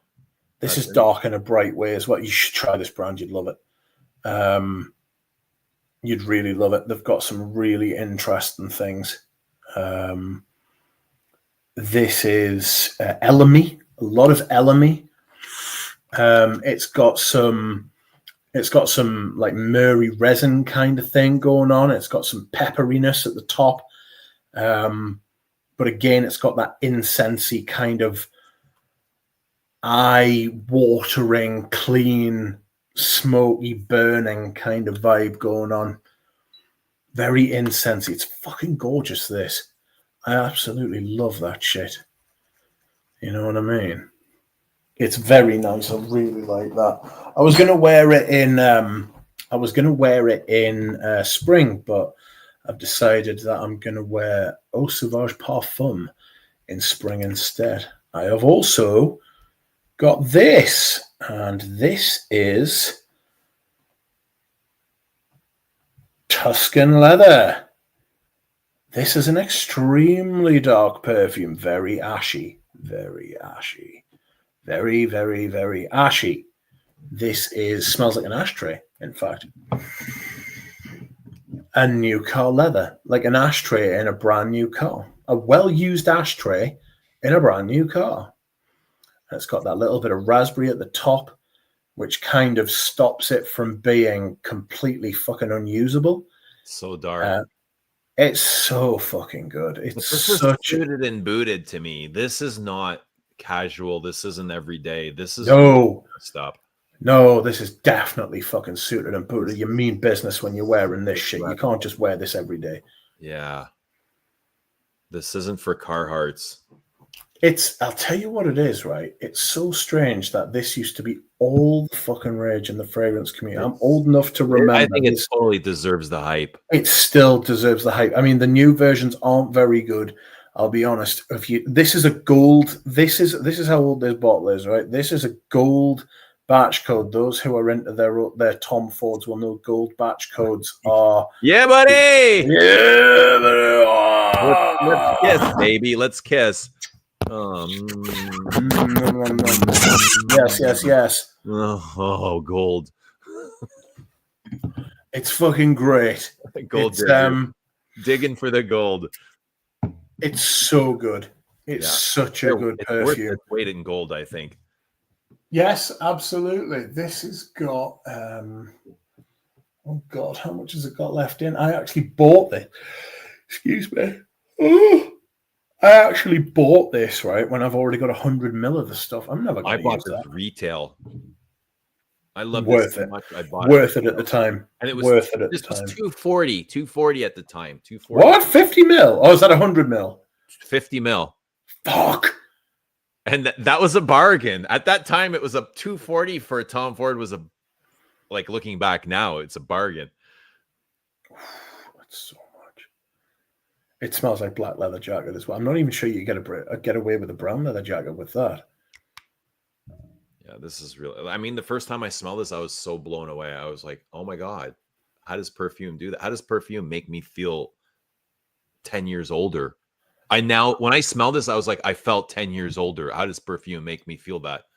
I said, this is amazing, but I could never wear this. Like, I was in I think Reeboks probably, or Nikes, you know what I mean? And I was like, I need leather shoes, like crocodile skin, $1,000 leather boots to wear this thing. And a Tom Ford suit. I remember smelling it for the first time and thinking, fuck, I can't believe that somebody thought smelling like leather would be a good idea. And like this, do you know what I mean? Like, I'd smelled leather perfumes before, but not like that. And I was like, fucking hell, I'm gonna have, like, who would want to smell of that? And then I was like really, really, really surprised that someone would buy that and put it on their skin and want to smell that way. And now some of the other leathers I've smelled, I still think that's one of the best. I still think Tuscan leather is still one of the best leathers. I agree. Reference leather, one of the first to do it, and it's been copied so many times, and it definitely has its place, you know. Fuck, I tried these fucking Argos fragrances the other day for me sins, and there's a straight up Tuscan leather clone. Smells just like Tuscan leather. The amount of times it's been copied, there's Parfum de Marly copied it, Atelier Cologne copied it, and it's literally like, it's like Acqua di Parma did a great job copying it. Acqua di Parma copied it as well. Yes, there's loads of them that have just straight up copied that perfume, and it's like, you bastards. Do you know what I mean? It's like it's like covering Purple Rain by Prince. You're not going to get near it. You know what I mean? You're just not going to be able to fucking do good. it. It can't be. You can't better this. Yeah, I've never found a better version of a clone.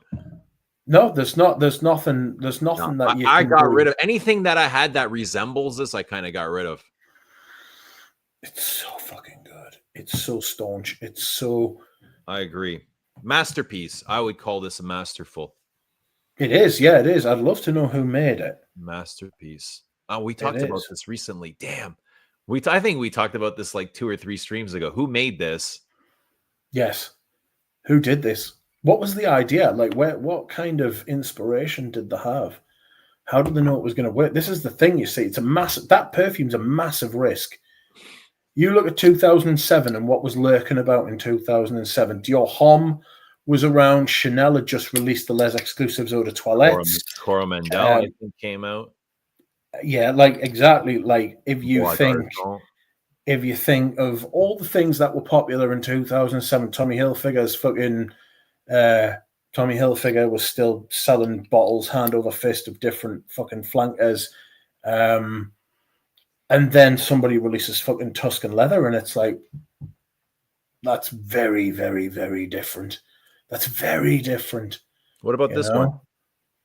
Yeah, I love Noir de Noir. Is it that dark though? I get a luminescent kind of rose from that. I get a very bright, lively pink rose from that. Yeah. Big beat. It smells like a beaten heart. You know how you called Dior Homme Parfum very bass heavy? I find this quite similar. Like, to have that La Nuit kind of feeling to it. Like the night feeling. Yeah, it's got that very, for me, it's got that very lively, awake, vibrant, kind of glowing to the point where it has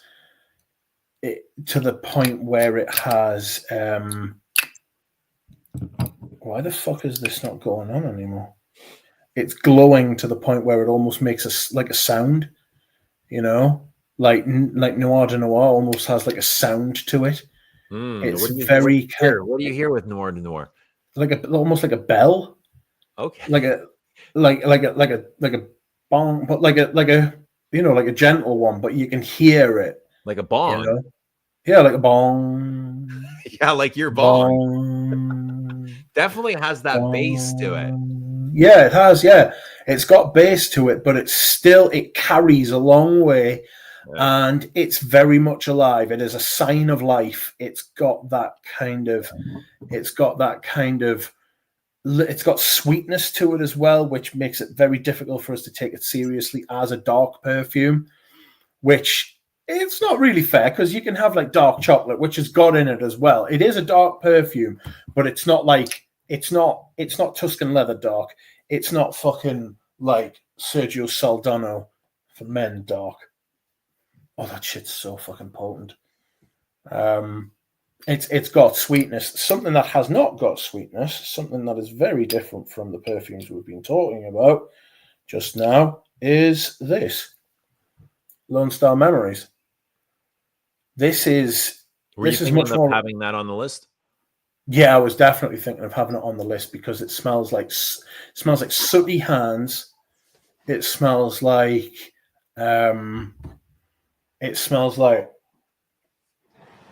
oily hands, like you've been working with something, but like old oily hands, like it's not a young thing, but it's also clean as well. I haven't worn this in forever.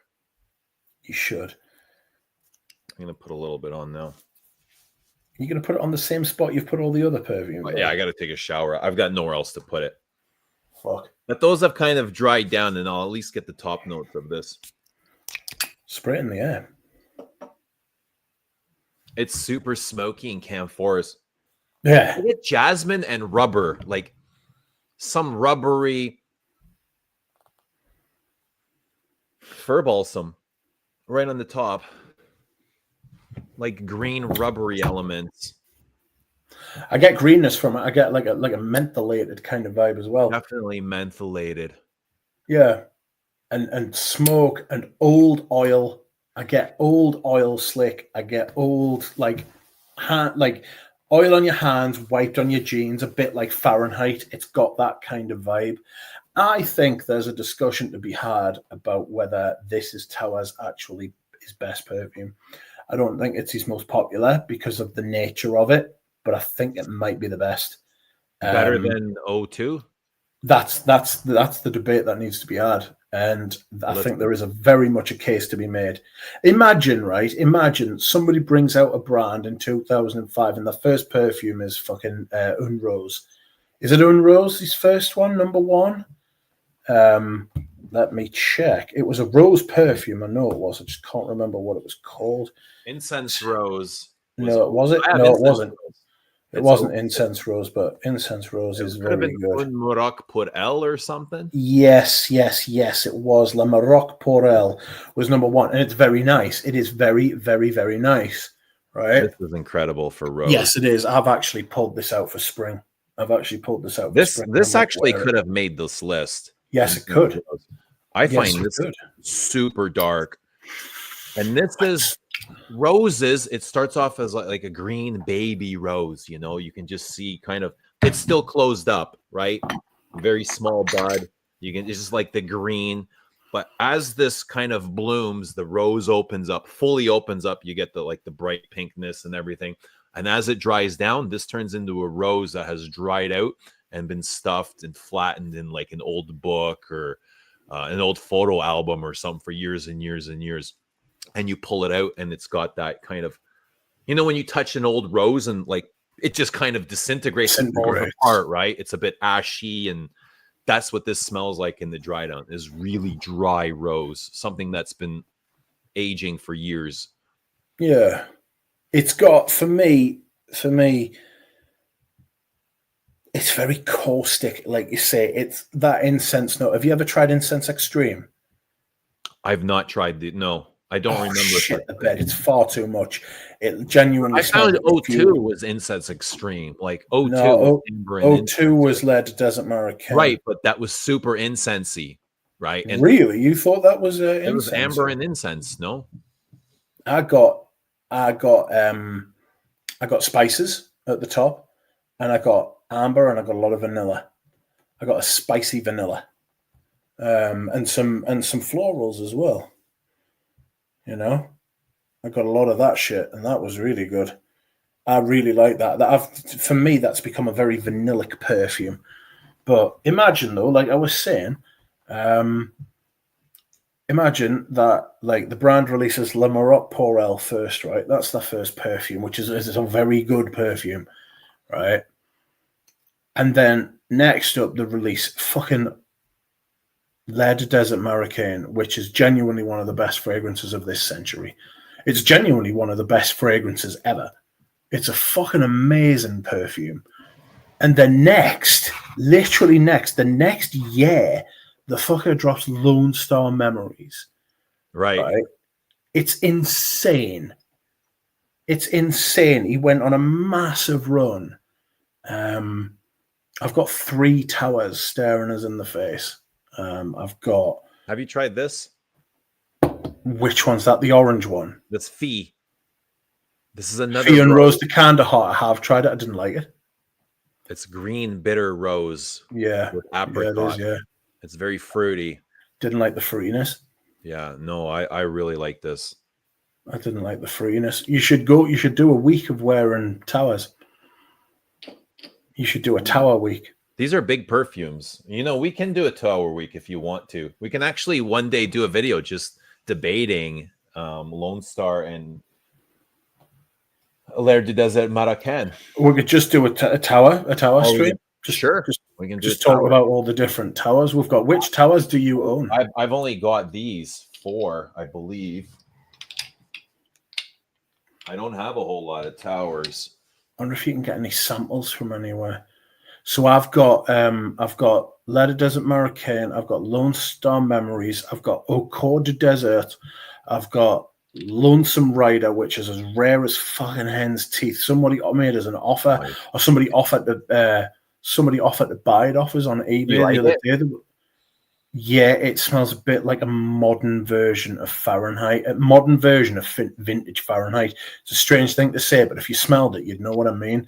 It's got a lot more of this watery violet kind of thing going on. It doesn't have as much in common with Lone Star Memories as Au Coeur du Desert has in common with L'air du Desert. You know, those two are much closer. Au Coeur du Desert's very, very thick, very, very rich. It smells closer to the ground, whereas L'air du Desert smells like it's up in the stratosphere kind of thing, carrying the smell. Lone Star Memory smells like it's right next to the fire, but Lonesome Rider smells like it's actually away from the fire, moving around, very full-bodied, rich. I hated Sundowner. Made me feel nauseous. There is something in that perfume which produces a fucking narcotic response in me. Do you know, like a fucking like a nausea. You know, like I used to take morphine off the doctor. Like the doctor used to prescribe us morphine for the pain, and it always used to make you feel nauseous when you first started taking it. And that is the feeling I got from that. It's very thick, very rich, very dense, too much. Really, really, really, really didn't like that shit. Like, I hated that shit so much. Did it turn your stomach? Yes, absolutely turned my stomach. Made us feel dizzy. It just brought back being on fucking morphine to us. That's the way it made us feel. Disorientated us. Didn't like it. But I've not seen it. I've not tried it. Sundowner. It's like a chocolatey tobacco sort of thing with some spicy, but it's very, very, very rich.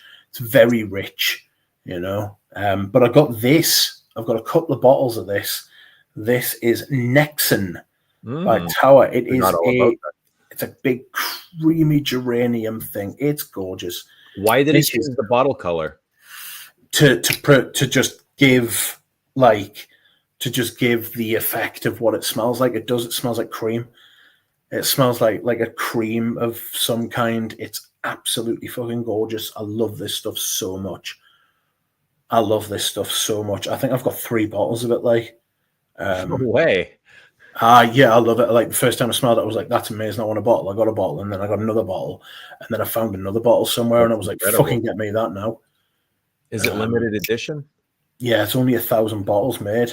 Damn. So I've got like 0.3% of the fucking. What were they selling for? was same price as 220. I want to say £220. Is that what the other collections retail for? 220? No, they're about half that. I mean, to be fair, that's another thing about Andy Tower. His prices are amazing, and he doesn't reform shit. He doesn't reform things. Doesn't reformulate things at all. He just puts his fucking prices up rather than but once every 5 years he puts them up a little bit. He's amazing. He's brilliant. He's a massive asset. He's a massive asset to us. But you can't get Nexon. This bottle is number 939 of 1,000. I don't know if you can see that there. Hang on, let me blow you up. You see that? Oh yeah, 939 of 1,000. But it's a massive, to me, it's a massive, creamy fucking. It's a massive, creamy, like geranium, slightly lemony, iris, something a little bit green in there, some orange blossom as well. It's a gorgeous perfume. I think what he did is, I think he just got some of the best materials he could. And so, I'm just kind of looking at the website, and it looks like his prices are all over the place. They're not all priced the same for 50 mil. Yeah, no, it's because he uses the different. Is 195. Then you got prices at 140. You got things priced at 180. They're all over. They're kind of like Frederick Mull. Frederick Mull's prices aren't all the same. Yeah, it's because of the materials. L'air du Désert Américain is less than Lone Star Memories by $40. That's quite interesting. That's quite a lot, actually, isn't it? Lone Star is $140 for 50 mil. That's like American. I'm on the Lucky Scent website. So that'll be American. That'll not be Canadian, because I was going to say that's like 70. That's cheap as fuck. Actually, Lone Star is the same. It's Lone Star and L'air are 140, but Incense Rose is 180. Why is Incense Rose more than the others? The rose. He'll be using a shit ton of rose and that. Maybe a few different roses. You know? Yeah, Incense Rose is 185. I wonder what fee is. And fee is 210, but fee is exclusive and limited. It's not always available. Yeah, his prices are all over the place. Yeah, fee is a very strange price, but I mean, have you smelled the L'air des Alpes Swiss? Pass. I think I have, but I couldn't pass comment on it because it's been if I have, it's been a long time ago. That one's priced at 150. Okay. Sundowner is priced at 175. Very interesting. I didn't realize that. Yeah, it's all to do with the different materials that he uses, like. But his prices, his prices are glorious. He didn't put his prices up for like the best part of a decade, I think, and then he put them up a bit, and it was like everyone was like, eh. Is there any backlash? It was like a little bit, but I was like, fucking hell, he hasn't put his price. Like, you look at Chanel, who put their prices up twice a year, the cunts. How about when Mas Milano put their prices up? Do you remember that? I remember when Mas Milano put their prices up, and I'll tell you what, God rest his soul, he was on stream with Persolays, and I put the question in, like, I was like, honestly, you've gone from like 100 mil down to 35 mil, and you've actually put the price up as well. And he sat for about 5 minutes and explained exactly how and why that had happened. And I was like, fair play. I was like, the thing is he hadn't put the prices up since the beginning of the brand. You know what I mean? Like, he'd come out, he'd released his perfumes, he'd kept the prices, and the brand had been out for a long time. I think it was 10 years. Said, yeah, and then he hadn't changed his prices at all, right? And then all of a sudden the bottles went from 100 ml to 35 mls and the price went up at the same time. He was like, if I'd put my prices up every year, they'd actually be more expensive, even if I shrank the bottles now in line with everyone else. And the way that he said it, it made total sense. I mean, I imagine that stream still, but I mean, he died. Yeah, he passed away last year. Yeah, he passed away. Absolutely devastating. He was a fucking professor. He was like an actual professor. A super young guy too. I think he was my age. Yeah, he was. Yeah, he was in his 50s. Yeah, old. It was fucking nothing. That it was a terrible thing. Like, but I always massively respected him for the way that he answered that question. You know what I mean? Because he didn't just go, "Oh, fucking," because I haven't. He explained it in really like satisfying detail and very clearly and well. And sometimes when I ask questions and I get answers, I don't settle for the answer that's given to us. When he answered that question, I had felt like I had been spoken to. Do you know what I mean? You got what you wanted to hear. I got well. I mean, I didn't want him to put the prices up that much, but when he said it and he justified, I was like, fair play.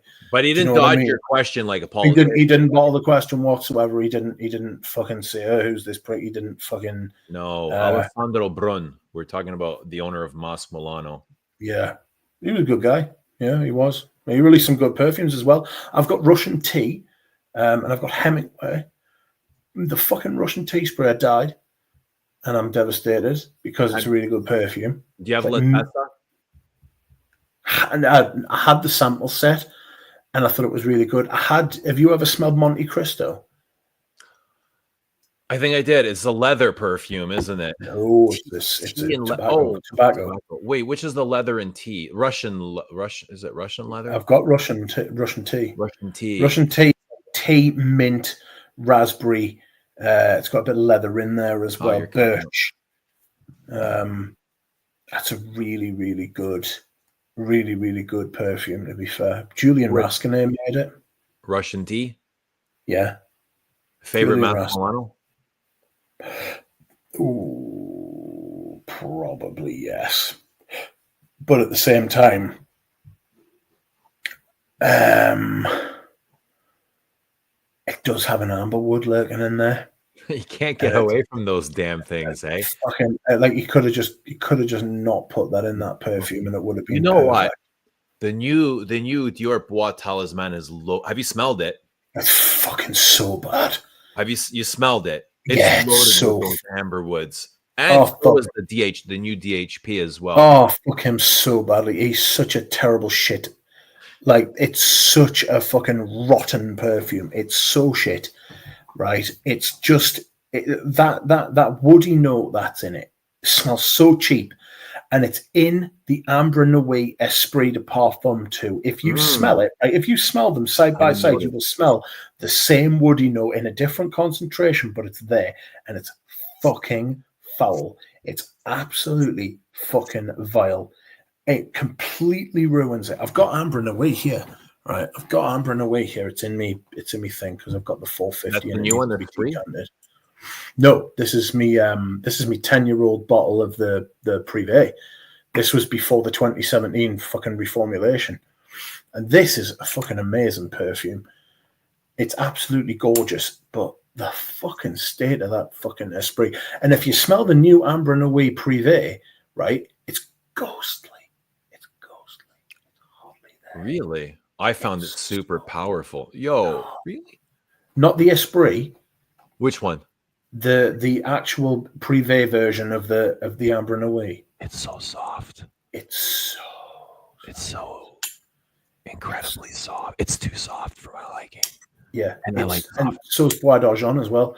And the new Bois d'Argent it's absolutely criminal how soft that is. It's disgusting. I find Ambre Noir now it's super musky. Like it disappears in its own musk. Yeah, there's no rose left in it anymore. You really need to get the warmth in the body going for that perfume to start moving. Otherwise, it's flat. It just lays there and doesn't want to move.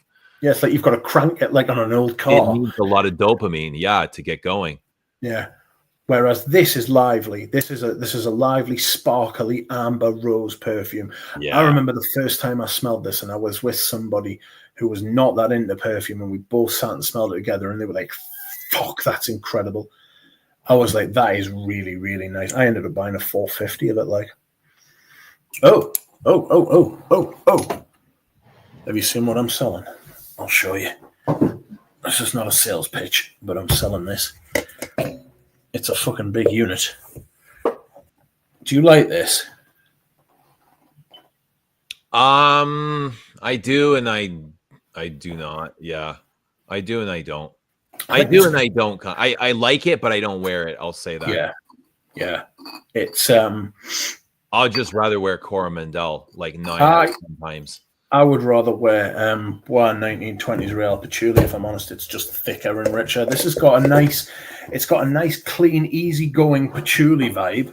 And it's the vintage, it's the original version, because it came out in 2011 and then they changed it in 2017, and that's the separated CD bottle. So it's got a lot of performance and a lot of push, but there are other patchoulis. I'll tell you what I sold recently as well. Do you know,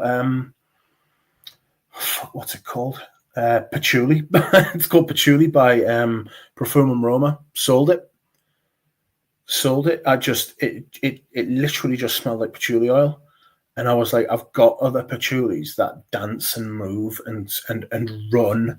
Do you know what I mean? The run like thick, like the run like water runs. You know, it's got like movement and motion, whereas that perfume just smells like patchouli oil. You could just buy patchouli oil and put it on. Patchouli Imperial? No, Patchouli by Perfume Roma.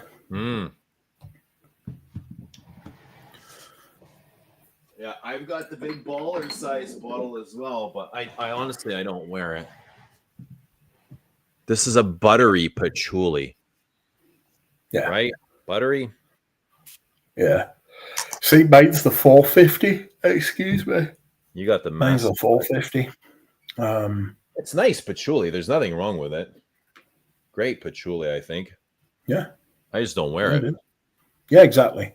And I've got 450 ml of it, and it's like, it's just going to sit there and collect dust. You know what I mean? So somebody will buy that and get an absolute fucking bargain, especially a patchouli lover. You know what I mean? Yeah, there you go. Anyone looking for Patchouli Imperial, Rich has got a bottle. But do you have any more dark perfumes that you had pulled out? Not that I've got pulled out. That's it that I've got pulled out. But I'm interested to hear if you've got anything else. That's pretty much everything else I've got. Okay. I did have Santal Royale here as well, but I wasn't going to go. Oh, the girl on? Yeah. The rose. I fucking sold that shit as well. It was fucking awful. It's so bad. I loved it when I first smelled it. It was so impressive when I first smelled it. It gave me migraines, and I thought it was awful. You still wear it now? It's been a while. Oh God, I've got loads of Serge Lutens as well that I could have hid in, but I thought it would have been too predictable. Like, you know, Serge Lutens just like a dark brand, right? Yeah, it is. It's a dark brand, but I've got all my spring and summer perfumes out now, so I can't just like reach into the collection and just pull something out, you know. Richard, eBay prices are insane. You always say don't overpay what you list with 180 for Prada Amber, pour on, behave yourself. Shut up a little bit, beard. Go and get the vintage fucking Amber. Go and get the vintage fucking Prada Amber, pour on for cheaper. Selling a lot of things. I'm selling a lot of things. I actually have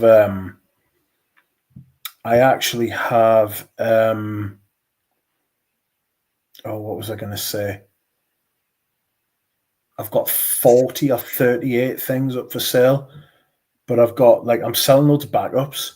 I was just going to ask you, are you selling any backups? Yeah, I'm selling loads of backups. There's just no point in holding on to them. No time to wear them. You know what I mean? The thing is, as well, right, is that I've actually thinned out the collection quite a lot as far as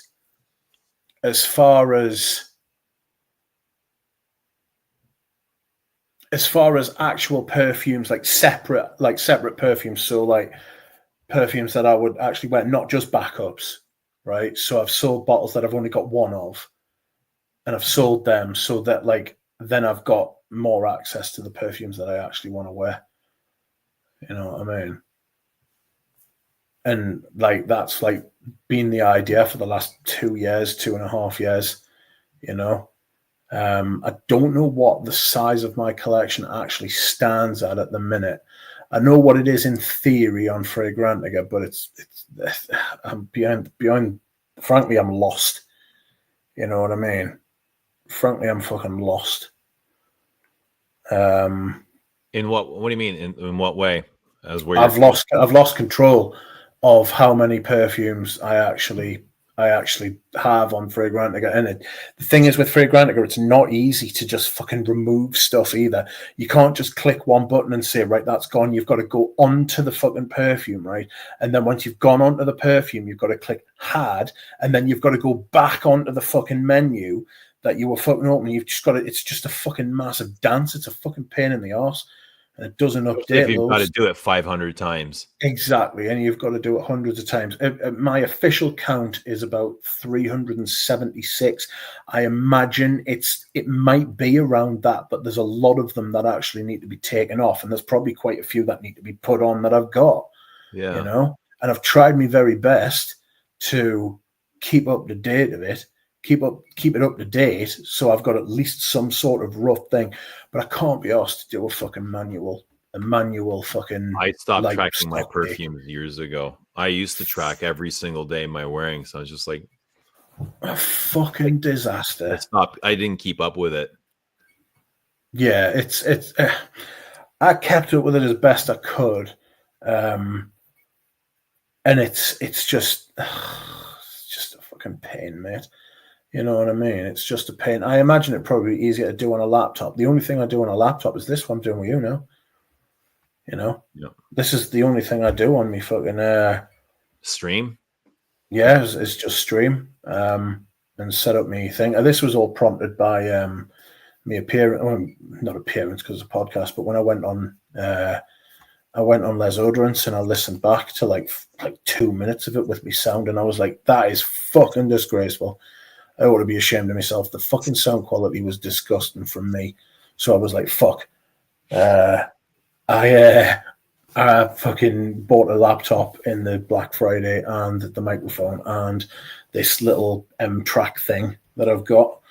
And they invited me on for a podcast, and I came and we got together, and I didn't have the right equipment, so we couldn't record. And you could have done, I mean, I did it with them through fucking StreamYard. So if you go back on, I don't remember what happened. I was so blasted when we were going to talk. I don't remember. I swear to God, I don't remember a single thing. Just like I said, all right, I'll get the equipment and then we'll come back and we'll re-record it. But that's been like 2 years ago, I think. I will have a word with them and try and sort it out with you again, because no, it was fine. It was my problem. I never got. I know it was, but like to get you back on, I'll just prompt them. I'd go back on. I've got an invite for fucking Dura Rose to go on there. Yeah. Try to get Dura Rose to go on and talk about materials, because he's all up on his materials. Probably the best reference for fucking materials that he knows his.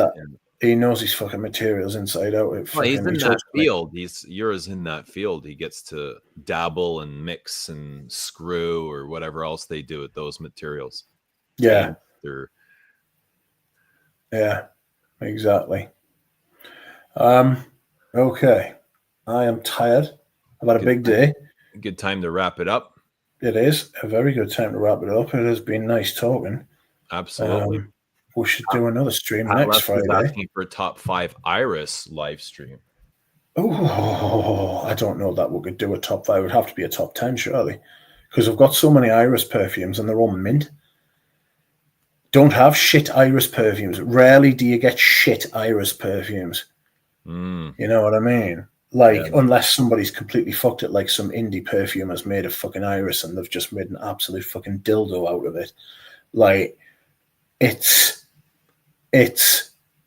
easier to make a good iris, it seems, you know. So let us know in the comments what you guys would like to see.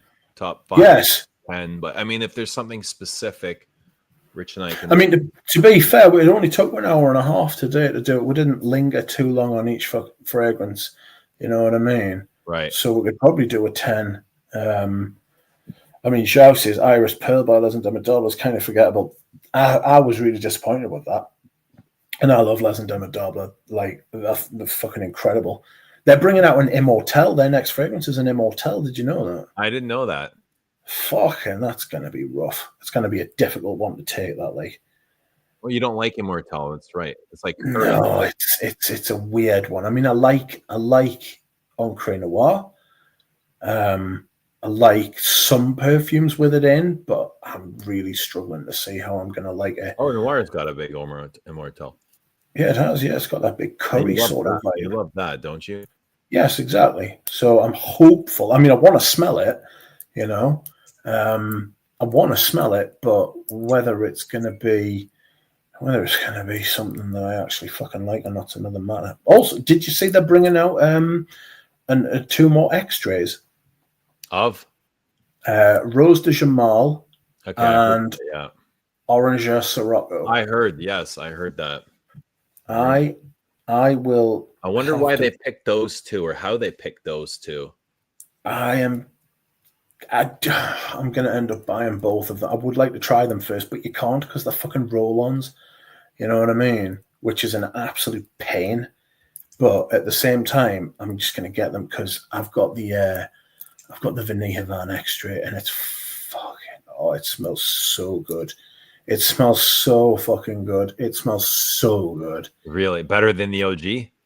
Oh, possibly. I mean, it really, really, really smells really, really good. Will those new extras be roll-ons? Have you ever seen how thick? Zhao, have you seen the Vanille Havana, how thick the juice is? Like, seriously, it's noticeably, like, when you move the bottle like that, the bubbles, like, it travels very slowly in the bottle, you know? Like vegetable oil. Yeah, it is. Yeah, I mean, it's much thicker, considerably thicker, because that's got like some viscosity. This seems to have grip. You know what I mean? This seems to have grip. I think it's going to be a roll-on as well. I mean, I might be wrong. They might. I mean, I'd prefer it if they used a spray. I'd probably use it more often if they did. But Vanille Havana, they're bringing out a Vanille Havana 100ml as well.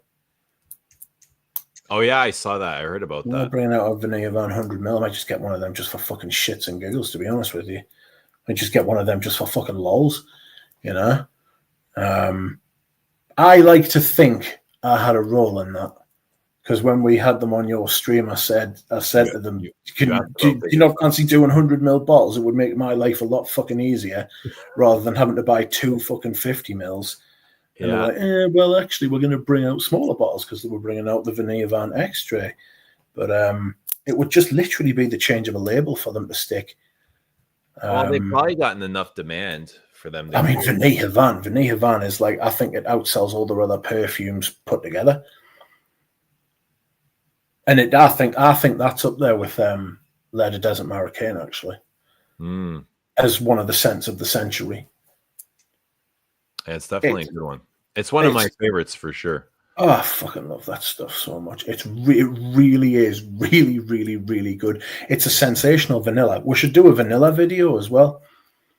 We should do a vanilla video because I would also put Le de Desert Marocain in there. I got a lot of pushback. Le de Desert Marocain for vanilla. Yeah, I got a lot of pushback when I pitched that idea to people. Damn, I never even. I'm kind of wondering now, like vanilla. Spicy vanilla. Oh, interesting. Spicy vanilla, perfect. I get massive amounts of like really spicy, gorgeous vanilla. You know, he uses top stuff. People talk about materials all the time. Spicy and earthy and dry. I love it. I love it. I'd like to say, I don't know what they're going to do after this Immortelle one. Like, top 10 frag reviewers each of you hate. Fucking, I would be here for fucking I think days. that's already been done once. Yeah, it's been done. That it's a rare vintage and discontinued video. That man. Di has been asking for vanilla since October. Vintage top 5 vintage frags. Oh fuck! Oh, don't do that to us, Jesus Christ! We'd have to define what vintage was first. Do you remember when we did that video once where we fucking spent the first fucking 2 hours trying to define what the actual video was going to be about? I don't think we actually got round to talking about what it was. Oh my god, I'm battered. All right, let's go. Let's do it. But guys, good to see everybody in the chat. It was a great stream. Full house. Rich, thank you. We'll see Thank you very much. Have a wonderful evening. Lovely. Have a wonderful weekend. And we'll see you very soon. Thank you all. Bye, everyone. Bye-bye. Bye. Bye.